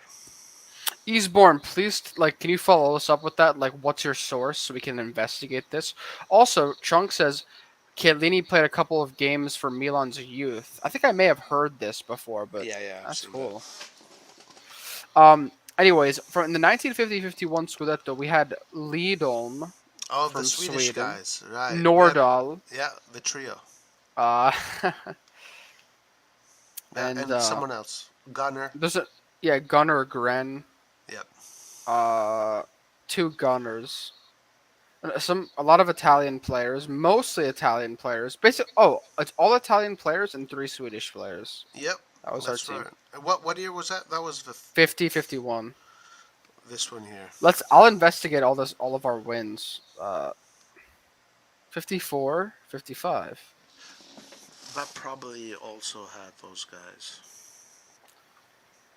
So we had Lidolm was still there and Nordahl was still there. Yeah. We lost the other Swedish player. We had a couple more international players. This player named Sorensen from Denmark, Juan Alberto Schiaffino from Uruguay, Eduardo Ricagni from Argentina, and Cesare Maldini was there in the defense. Oh wow. So, interesting team. Then what's the next year? 56, 57? Mhm.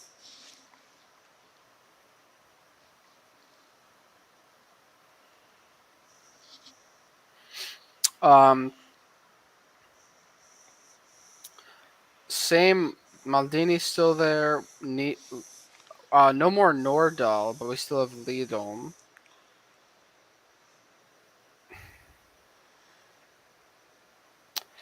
And let me see who else. So Maldini won one, two, three, four Scudettis. Cesare Maldini, let me check. He won these four. One, two, three, four. And this was the year of the Champions League right here. He won 1, 2, 3, 4 Scudetti, one European Cup, which is the Champions League.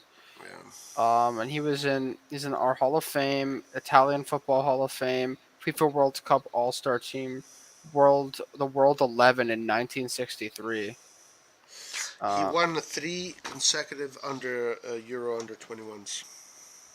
That's crazy. Mhm. That's insane. 3 in a row. Yeah.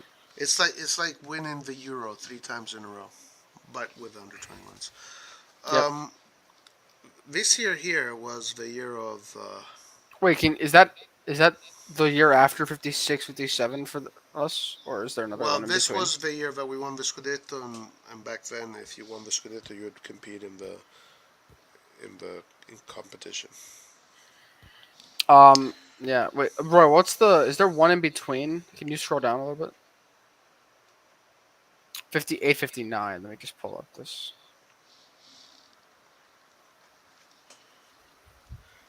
Cesare was involved in the club since '52.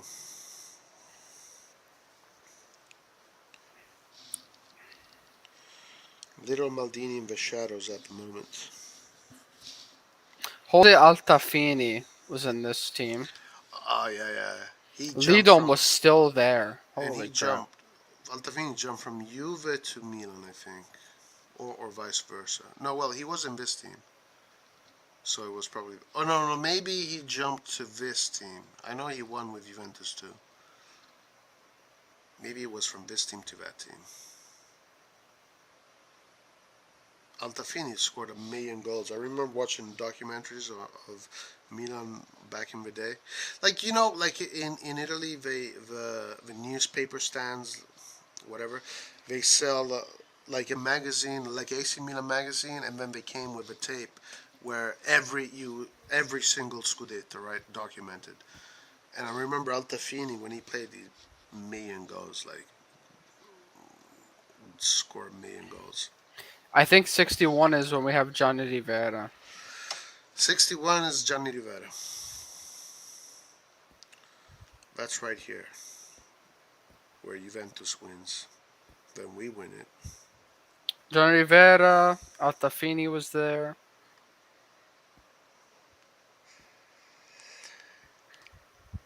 We had an English forward. 2022 marked the 70th year of the Maldini dynasty. Cesare was still there, by the way. Yeah. Who was here in 67? Was Altafini in this team as well? I'm pulling it up. That's the next one. 67.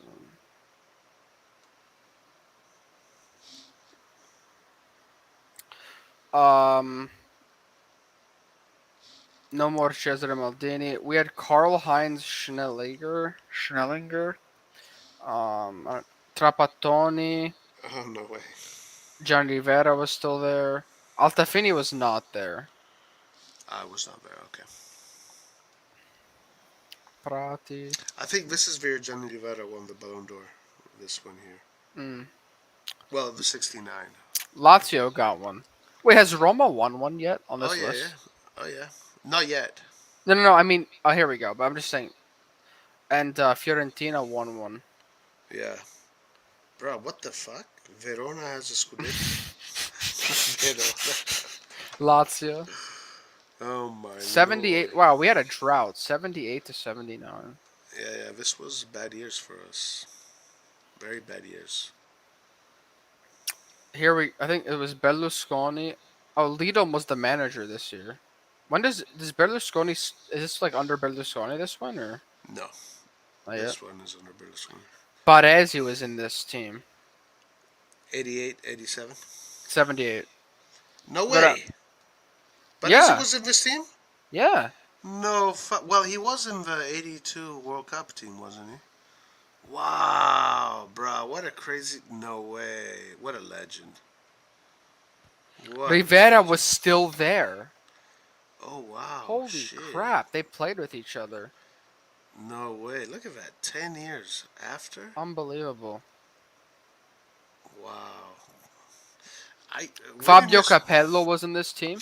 I hope this Scudetto here is not like it's not like now, because you see how they had to wait 10 years. Yeah. Stop it, Roy. Stop with this Scaramanzia shit. 87, 88. Oh yeah, that's Berlusconi. Yeah. That's another jump. Yeah. That's Berlusconi. Silvio Berlusconi. Yep. Look at this squad. Baresi is still there, obviously. Costa Curta.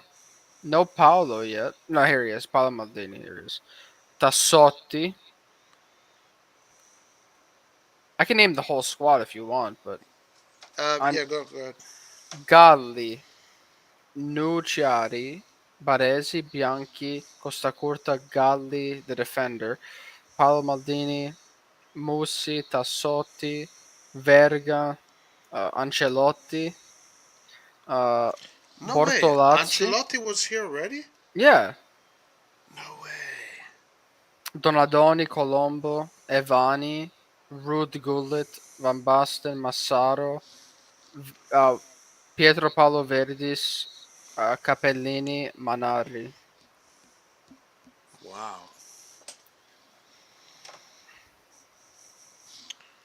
Verga. Verga means dick in Spanish or something. Just an old chunk of code from it 77, 99. Oh shit. For fuck. So He's cracked the code, guys. if we are 78 to 88, so does that mean we go into this phase next? That'd be a nice phase, yeah. Yeah. That means Or- there's gonna be another banter in the future. Or Damn it. or are we here? That's a question. Are we here and now? Well, no. Actually, this was 2004, right? Uh, Oh shit. Roy, go back up to the So 90s. I that want to means keep doing. that means we're here. Roy, go back up to past the. Yeah, yeah. 91, 92. This team here got into the final of the Champions League against Barcelona. Lost against Barcelona. Oh yeah, that's with Mancini, right? Yeah, Mancini. That's Diallo. crazy. All right, so the 91-92 Milan team: Sebastiano Rossi, Antonioli, Cudicini, Baresi, Costa Curta, Filippo Galli, Enzo Gambaro, Paolo Maldini, Mauro Gambaro. Tassotti, I love Enzo Gambaro. He's the Gambaro, funniest guy in the world. Albertini. Enzo Gambaro, he's like, he does shows. He is the craziest motherfucker in the history of football, man. This guy's crazy. He should be on our podcast because he loves fighting. He fights like a motherfucker. I love him. Wait, let me just make sure I'm not missing this player from the last list that I forgot to say. Just because. Okay, yeah, this is the. We have an interesting new player in this 91-92 Scudetto. Who? Well, I'll read him, but first let me keep reading this list. Albertini, like I said, Ancelotti, Donadoni, Evani, Diego Fuser, Ruud Gullit, Frank Rijkaard, Giovanni Cornacchini, yep, Daniele Massaro, Aldo Serena, Marco Simone, and Marco Van Basten. Aldo Serena missed the penalty the year before in 1990, the penalty that lost us the game against Argentina. He Oh was my in Milan. god. Yeah, in the semi-final in Italy. And Diego Fuser was a very important player for Lazio. I forgot he played in Milan. He went to Parma, and then he went to Lazio, I think. Yeah. And Saki was a coach, right, here? Yeah. And this one was Saki as well, right? Yes. Okay. This next one in 92, I believe, is Fabio Capello, 92-93. Okay. Rossi. I'll just name like some notable people. Boban is in this team. Fernando De Napoli, Wow, Boba. Nava, Evani, still like all the same players. Donadoni, all like all the defense. Costa Curta, Maldini, Paresi, Gullit, Rijkaard, Van Basten, Serena, Simone, Jean-Pierre Papin, Oh yeah. Massara. Oh, Dejan Savicevic. What a Ah, player. Il Genio, the genius. My dad was telling me stories about Red Star Belgrade. Oh, wow, that was crazy. Yeah. I think Red Star Belgrade won a Champions League somewhere around here. We beat them, right? Yeah, we beat them. Yeah.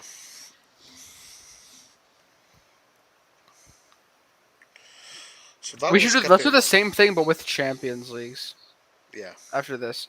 Let me look at the 90. What is this? 93, 94. A lot of the same players. Panucci, um, Verga, all the same players that I've read before. Player from Romania. Well, Tesai was probably here new, right? I mean, yeah, Marcel Desailly. I was getting to that. Um, Carbone, yeah, a lot of similar players. Still Van Basten. This is Capello. Was this year that we beat Barcelona?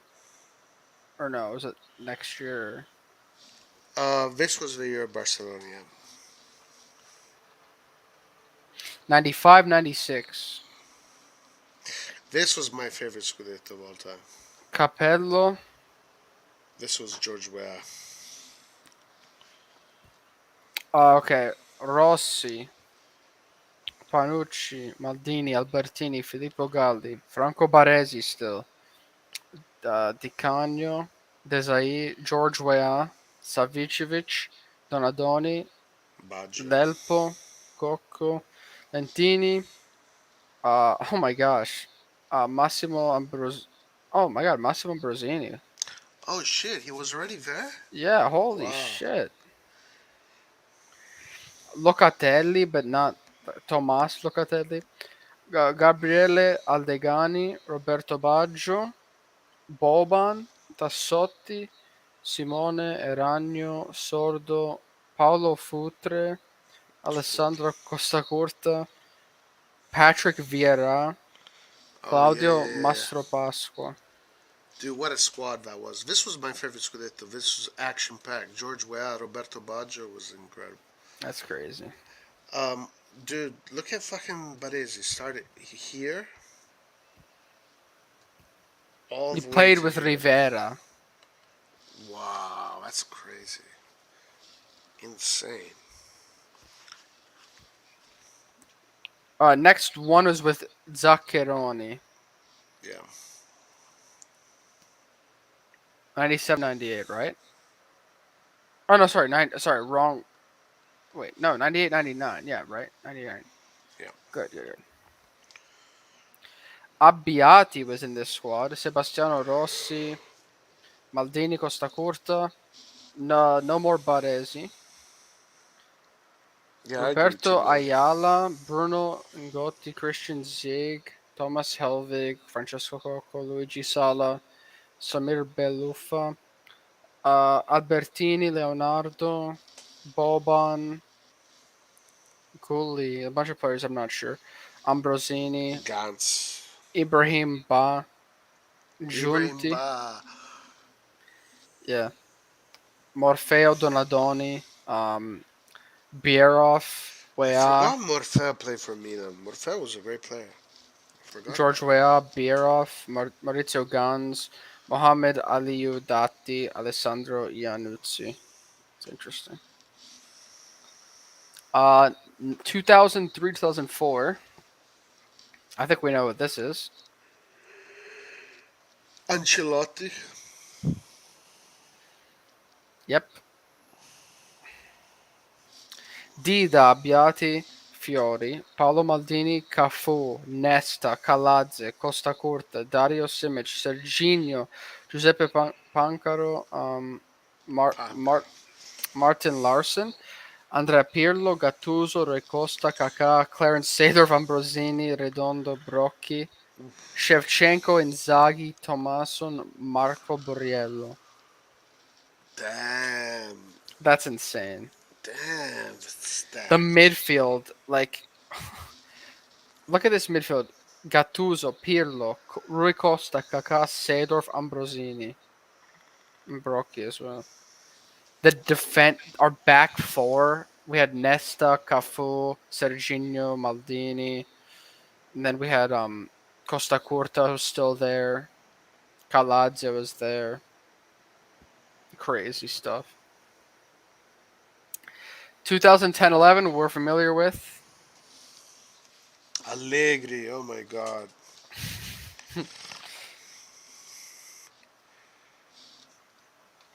Wait, let's answer Udit. Udit Tanchu says, "Hey Roy, why do you think historically Juve dominated Serie A but failed in UCL, but just the opposite for Milan? Is it It's not something the to do opposite, with?" though. I mean, Milan didn't fail domestically. We just haven't been as good as Juventus. We're tied for second most Scudetti, but yeah, I see what you're saying. I don't know because honestly, Juventus should have dominated Europe too. Juventus has been in more finals than we have. They've lost almost every final they played. So if they even won half of the finals they played, they'd be considered one of the best. For some reason, Juventus, once they get to the final, they bottle it up in Italy, in Europe. Thank God we don't have that issue. Thank God we have been the opposite. I don't know. I don't know why Juventus is like that. I think only a Juventus fan can answer that question. But they got what 9 finals and lost 7. Wait, really? 9 finals they got in? Yeah, Juventus has been in 9 European finals and has lost Oh 7. my god. Oh, also they have the. Oh my god, I didn't even notice they had the tracker on the side for the total number. Yeah, yeah, yeah. Okay. And then 2010-11, Marco Amelia, who I met, Mark Van Bommel, Onyewu, Pato, Gattuso, Inzaghi, Seedorf, Ibrahimovic, Nesta, Strasser, Socrates. Oh my god, Socrates really won like the Scudetto with us in 2010. Who's F- Socrates? he's the Greek defender who Oh played yeah, like yeah, yeah, yeah, yeah. for so Yeah. many different teams Arsenal, yeah. and Dortmund, Dortmund and stuff. yeah. Yeah, Flamini, I met Oddo, You met Young, Flamini?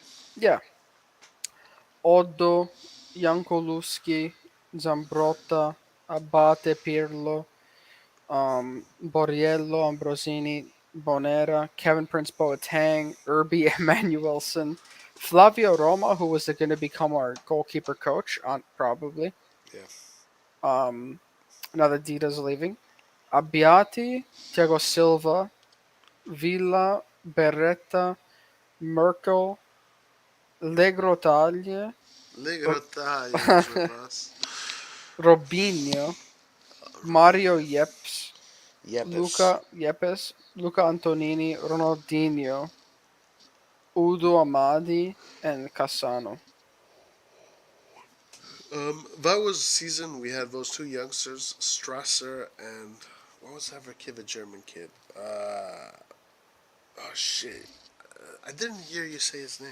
Actually. Merkel. Merkel, yeah, yeah. Wait, Strasser, where's he from? Strasser, I think he's Oh, he's from like I think this is Gabon or something. Oh, Sierra Leone, Sierra Gabon. Leone. Oh, Sierra Leone, yeah. Okay. And then obviously we have all the way up is us 2021 or 2022, 2021, 2022. Yeah. Awesome, guys. We just went through Rossoneri history. So where are we? Let's see in history. Let's see if the pattern. Oh my God! I think that's where we are. Oh Lord, have mercy. We have to acknowledge our beautiful history. Yes. So, Rory, go to the side. Yeah. Yeah. Yeah. So Juventus, obviously, whatever. Inter and Milan luck. I don't know why they're ahead of us, like why they put them above us on the board, but whatever. Genoa has 9. Imagine Genoa with a star. Yeah, yeah. That's They're crazy. close, huh? Yeah, Bologna 7. Wow. Yeah, guys. Honestly, besides us and Inter, and I guess Juventus, the top 3, no one else is gonna win. Is gonna get a star anytime soon. Yeah. Isn't that crazy? Like Yeah. how the only teams that are about to get stars are teams that already have one, and no one else has one. That's some Yeah. serious stuff. It's strange. It's like it's they create these institutions, these football institutions that have these fan bases, and they withhold the stands of time. Yeah, Juventus 36, Inter Milan. I don't know, man. Juventus had a well. I mean, they had 10 years here. Look at 9 years here, just like that. Imagine if that was all Milan. It would look nice. It would look nice if that was all Milan. That's true. Want to do the UCL? Yeah, let's do that, and then let's close. Um, UCL. It's gonna be all Real Madrid. Those.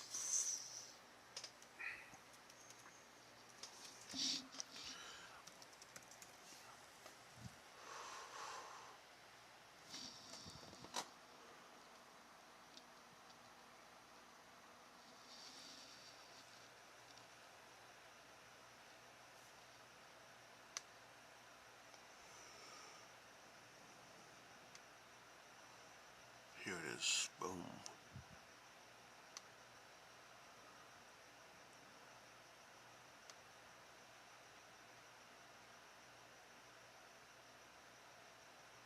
What?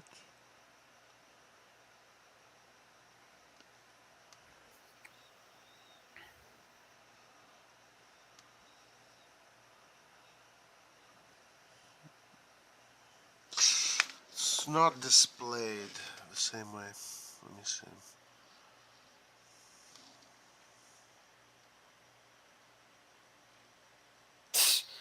Real Madrid have completed football, basically. They've won the league, La Oh Liga my God. 35 This is good, actually. times. This is good. They've won 35 times? Yeah, they won La Liga, Wow. and which is the most. They've won the Champions League the most, 14. And let me check the Copa del Rey, who won the most.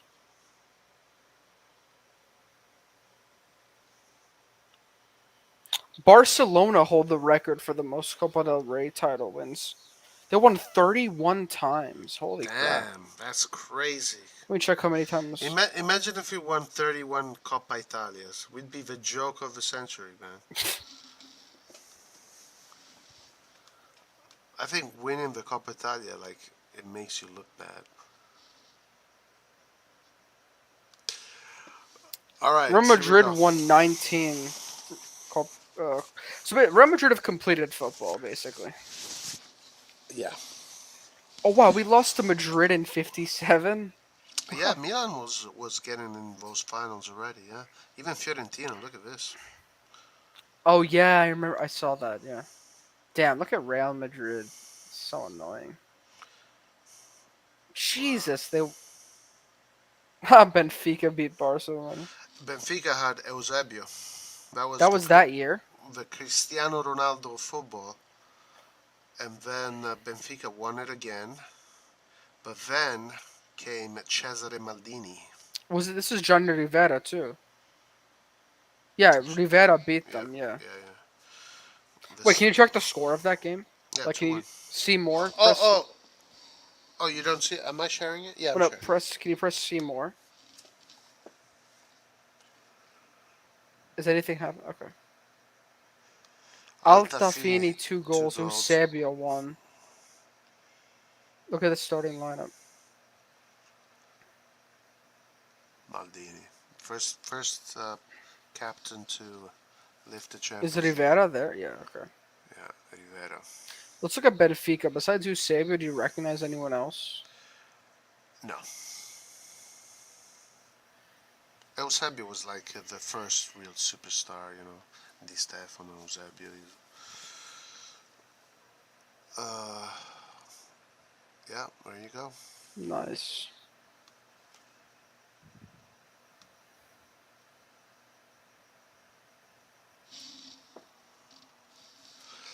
Okay, so where is it? There we go. Inter right. beat Real. This was the big years of Inter, the Herrera years. Look at that. The ugly cousins. They had 2 Champions Leagues before we did, huh? Look at that. They beat 2 big teams, though. But it was always like Real Madrid was always there, huh?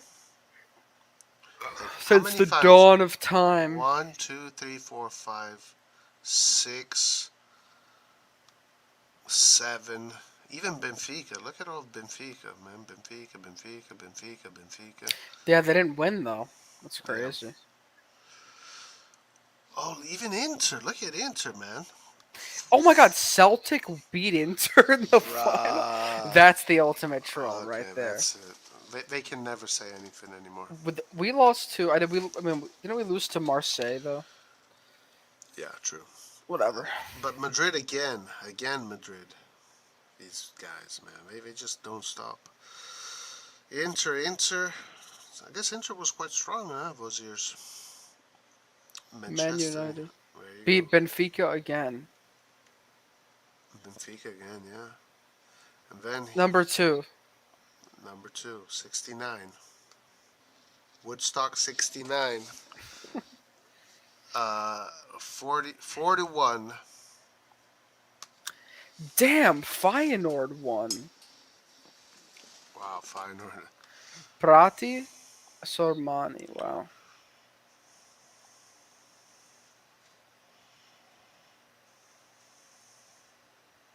Trapattoni, Rivera. What? So Rivera won 2 UCLs. Wow. Look who we beat. Cruyff. Dude, Rivera beat freaking Cruyff and Eusebio.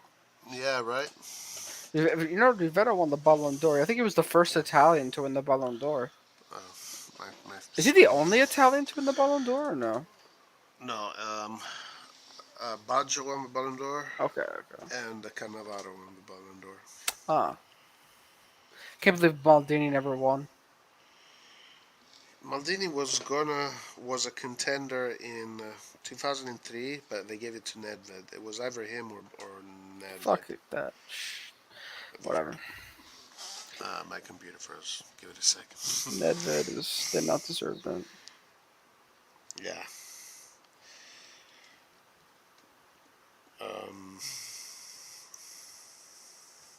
Let me check something.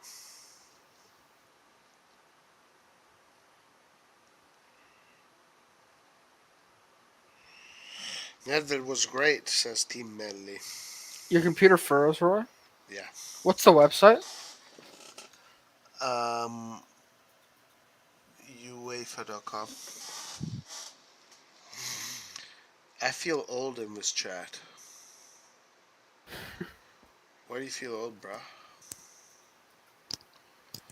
Bruh? Why do you feel old? Is it, oh, history, okay.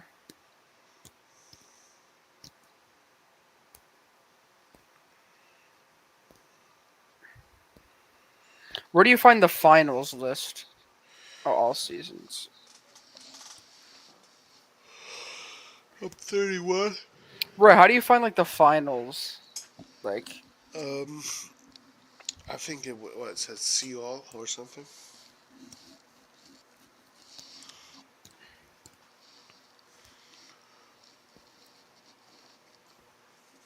Ziyech is 30. Giroud is 36. alright, I found them. Let me sure. You can stop sharing. Yeah, just can. I think you can click on the button.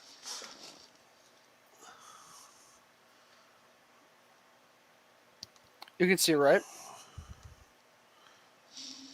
Yeah. Okay. Yeah, 4-1. Feyenoord won after us.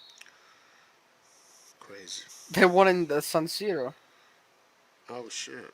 Then Ajax beat Panathinaikos. Ajax beat Inter. Ajax beat Juventus. That's right. The Juventus fans always talk about that one. That's right. Bayern 1-1. Wait, what? So far we have lost 1 Champions League and Who we won have this? won Did 2. Atletico win a UCL? What? What do you mean 1-1? Who won? What? Penalties, right? Bayern won. Does it say they won? Yeah. Where? Well, I think the way they're setting up the team on the left is the winner. Oh, for real? No, look up here. Let me just check this real quick. No? That it says 0-4, right? Yeah. Oh, I guess. Where was that played? Where was that played? It was played at the King something stadium in Brussels. Well, I think Bayern. That's probably Bayern's year. It doesn't say. Extra time. Bayern Munich. Oh wait, no, sorry. This is the same year. But this is penalties. I'm stupid. My fault. So Bayern won in penalties, 4-0. This is the same up here. This is the same game. Oh, But okay. wait, but I think they played it. But they played it 2 days afterwards. Wait, did they replay the game or something? Hold on. Wait, what happened to this? Oh, yeah, they replayed the game. 2 days later. Okay, let me read what it says. The replay. Interesting. Wow, Bayern. Damn, Bayern, man.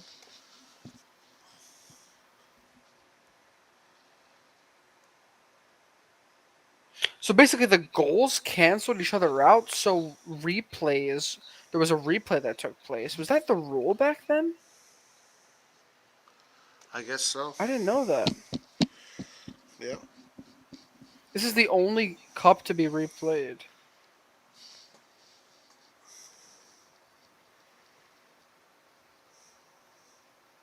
Gerd Mueller Right, and Beckenbauer. that's the score. That was a legendary team, because they kept on winning.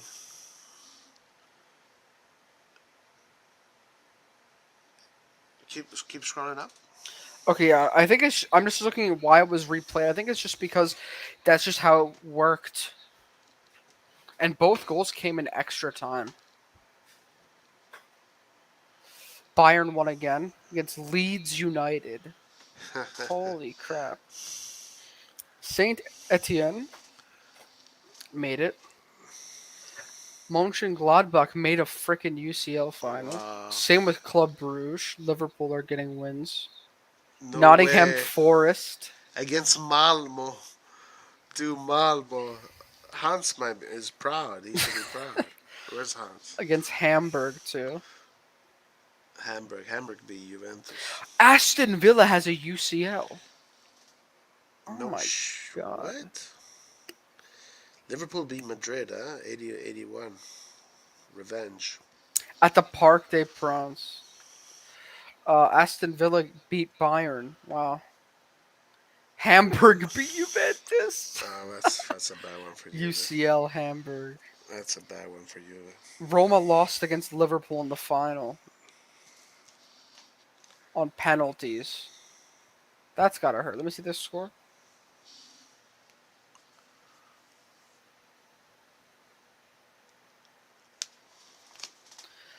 Bruzzo and Neil scored. I don't get copyrighted. Well, we already got copyrighted probably, but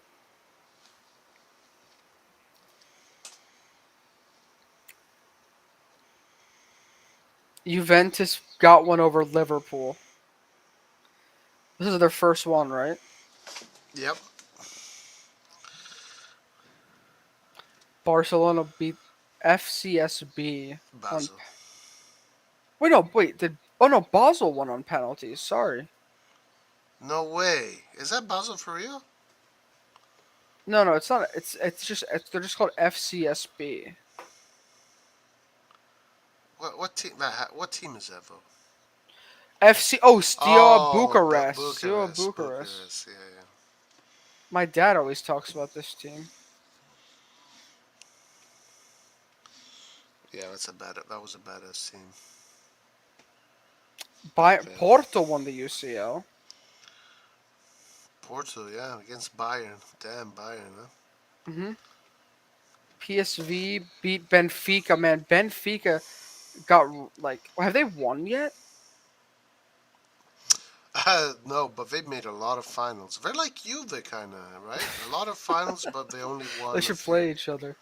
They lost 1, 2, 3, 4. Oh, they beat Real Madrid here and Barcelona. Yeah, in the beginning, right? Yep. So okay, wow. The first UCL was between Real and Reims. That's crazy. The second one was with Fiorentina. Okay, so basically, Benfica won against Real Madrid, Barcelona, and then they just lost ever since. Yep. Crazy.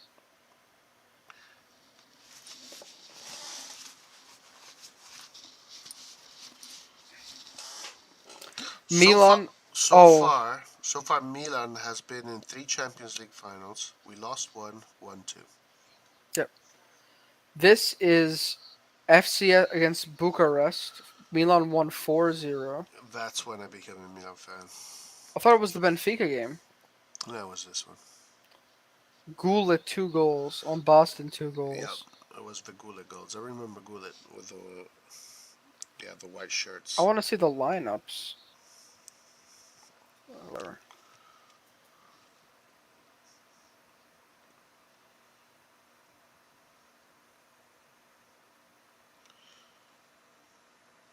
All right, we beat Benfica.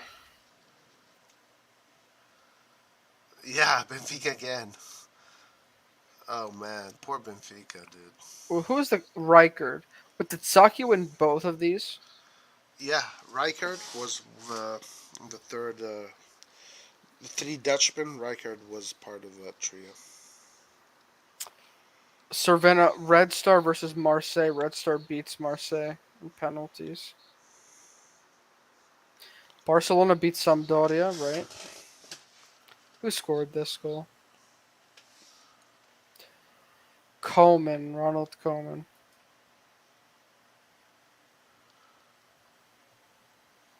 Wow, Then we lose to Marseille. Marseille was a good team. Wasn't Desailly on this team? Yep. Damn, we made 3 Champions League finals in a row and we only won one. Yep. Ajax. We lost to Seedorf here. Yeah. This 4-0. My dad always talks about this 4-0. Yeah, that 4-0 is legendary. Legend. Because we were missing Maldini and Baresi, right? No,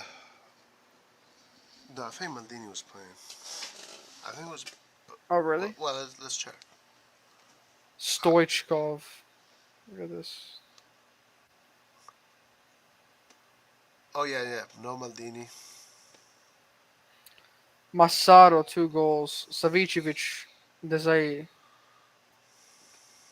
Crazy. Wait, hold on. Oh, they had Romaro, right? Oh no, we did. Yeah, Maldini did play. Maldini did. He did play? Yep. Clivert scored 1-0 against us. So annoying. We didn't have Costa Curta. Damn it! If all I don't think 3 more UCLs and we would have hit 10. Would have been nice. We should have beat Ajax and Marseille. Yeah. And who else did we lose to so far? Real Madrid. Back in the day. That's it? Mhm. So these 2 UCLs sting really badly. If only we had done better here. True.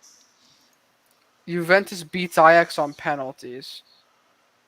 Yeah. Juventus gets clapped by Dortmund. I want to see who's on this team.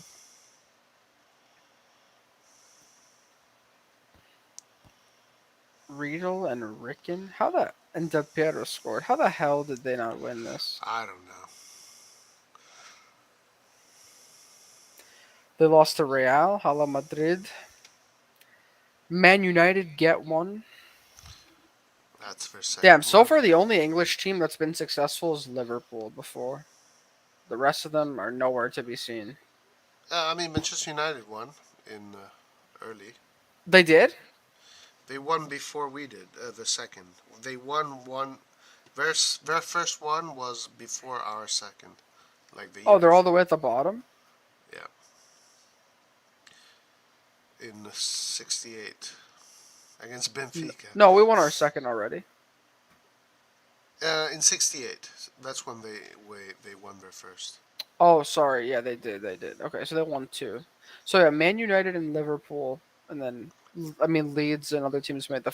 Sorry, Nottingham Forest and Not in Aston first have Villa. two in Aston Villa. Yeah. Okay, so there are some English teams, but those teams are no longer in the Prems. Or Aston Villa is, but actually no, Nottingham Forest just got promoted. Actually, wow, interesting. Okay, In Real Premier Madrid. Premier League. In the Premier Yeah, League? yeah, they just got Oh promoted. wow! Oh nice. Bayern Valencia 1-1 with a San Siro. Bayern wins penalties. Real Madrid won before that. Leverkusen in the final. Real Madrid wins. That was the famous goal, the Zidane's famous volley. Yes. Crazy goal. What, this against Leverkusen?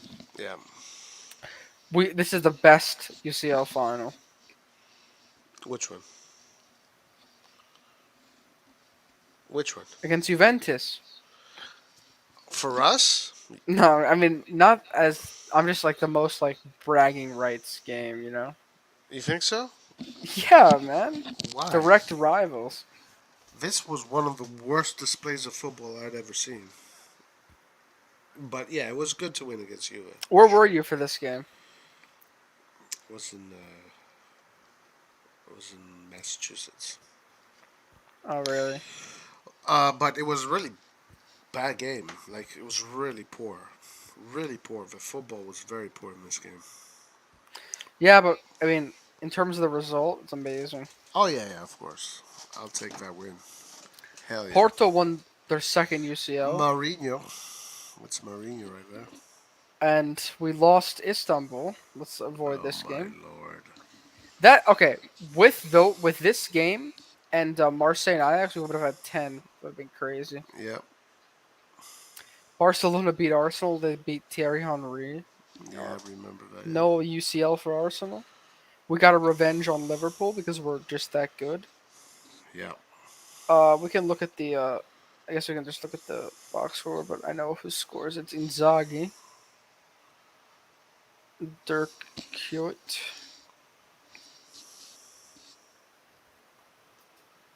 And that's our last. Oh no, sorry, 2007. This is our last UCL. Yep. Man United beat Chelsea on pens. Barcelona beat Man United. Was this Ronaldo, I believe? I think it was. Yeah. Yep. And then Barcelona, that was Messi's year. Inter. Guardiola, that was Guardiola. Inter, Barcelona again against United. Chelsea win against Bayern. Bayern lost like almost 2 in a row. So, Inter Bayern, that was the year of the triplete, Mourinho again. yep, it was. Good year for Inter. Chelsea against Bayern. Wait, how many had Chelsea had lost before, right? Yeah.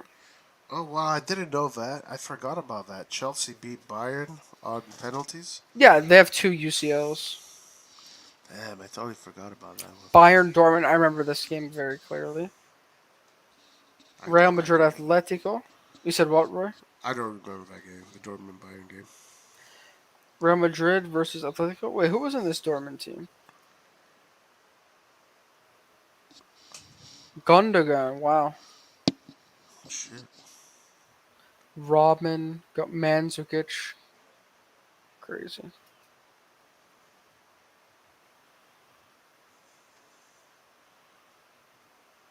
This is where Spain started to dominate. Yep. Real Madrid, Atletico. Barcelona. Yeah, that was bad for you, the poor guys. Who was on this team? So it was Juventus lost to Barcelona, then Juventus lost, Real Atletico, pens, Man, Real are lucky, man. I can't understand it. Then Real beat Juventus. Wow, they won the three-peat right here. Then they beat Liverpool. Then Liverpool win. It's Tottenham. Then Bayern win again. And Chelsea win. And then Real win. Crazy. Real and Bayern and Milan have been eternal. Crazy. And let's go to most titles.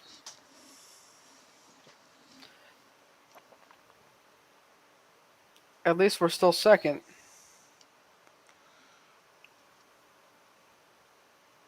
Not for long. We can do it, Roy. Come on. We gotta catch up. This is the year. Damn, look at Juventus. They're second to let's see.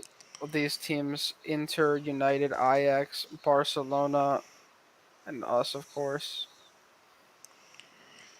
Yeah. They're on the same level as Benfica and Porto, Nottingham Forest, Chelsea. Juventus needs to step it up. And shout out to these teams, man. Honestly, this is not that many teams to have won a UCL. Like, shout out to these teams like PSV, Celtic, Steaua Bucharest, Red Star Hamburg, Villa, Marseille, Feyenoord, Dortmund. Like, they got one. Porto. Yeah. That's huge. Honestly, for all the different teams all these years, not that many different ones. Who's on two again? Let me see that.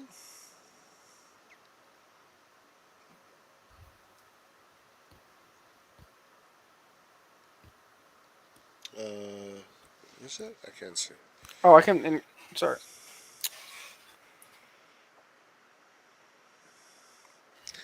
Benfica, no.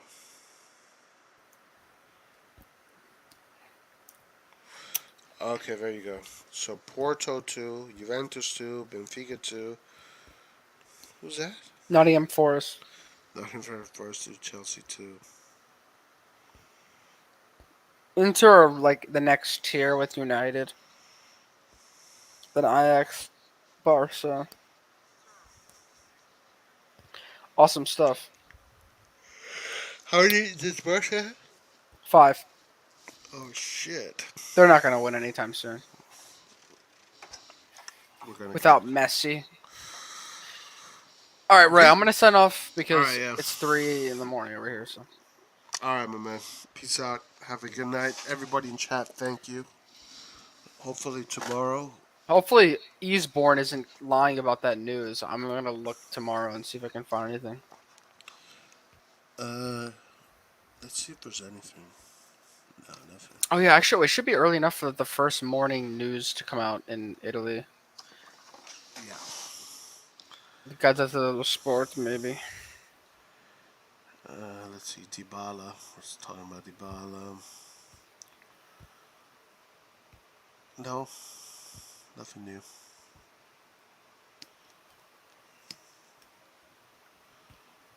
Un'ora fa. An hour ago. Inter is being patient. Pazienza e uscite per far spazio a Dybala. Così il fine non resiste. Inter still in for Dybala. The new Gazzetta dello Sport headline is Inzaghi riparto col pieno, and it has talking about Inter, and it's he's talking about like the Inter squad with Inzaghi right now and how they're like very advanced. Yeah. So not much news. Bologna pressing su Ilicic.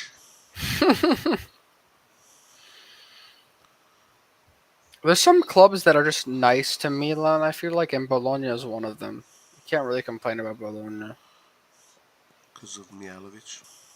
Yeah, and for whatever reason. Then there's clubs like Sassuolo and other teams that you just feel like they're more aligned with Inter. Sassuolo, man.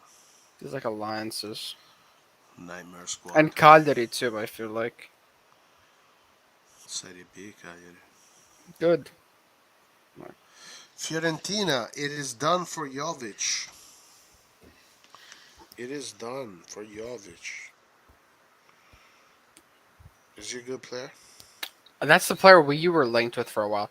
Roy, I'm gonna pull up the Serie A. Let me tell you my dream Serie A, like all the teams in it. All right.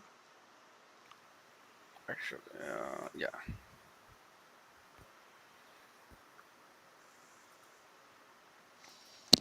How the hell?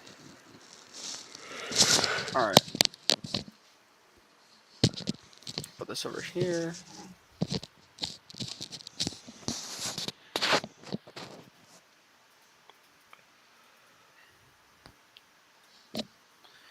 So, okay, you can see this, right? Yeah. So basically, I'm fine. Atalanta can stay. Bologna for now. I'll keep them in. Cremonese, I'm taking out. I'm gonna take out Lecce, and I'm gonna take out Salernitana and Spezia. I'll take one team. One, two, three, four. Take these four teams out for now. I will replace them with, based on history, Genoa deserves a spot. Palermo, another spot. Um, Parma deserves a spot. 3.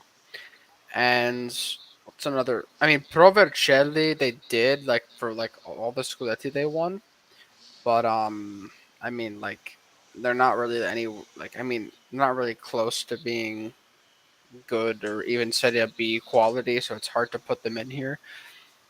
Uh, any other teams that you think deserve it? Mm. No, yeah, Parma, Genoa, Palermo.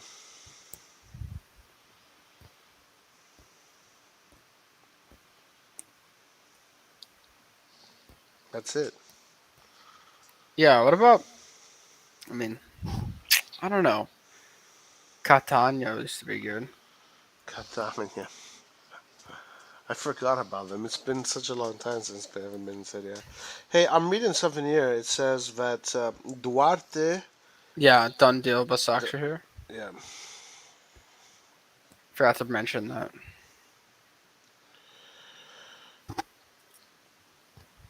Arriva l'ok di Ziyech. Sono pronti 30 milioni per il colpo di Ketelaere. Let's go. So Gazzetta going all in, huh?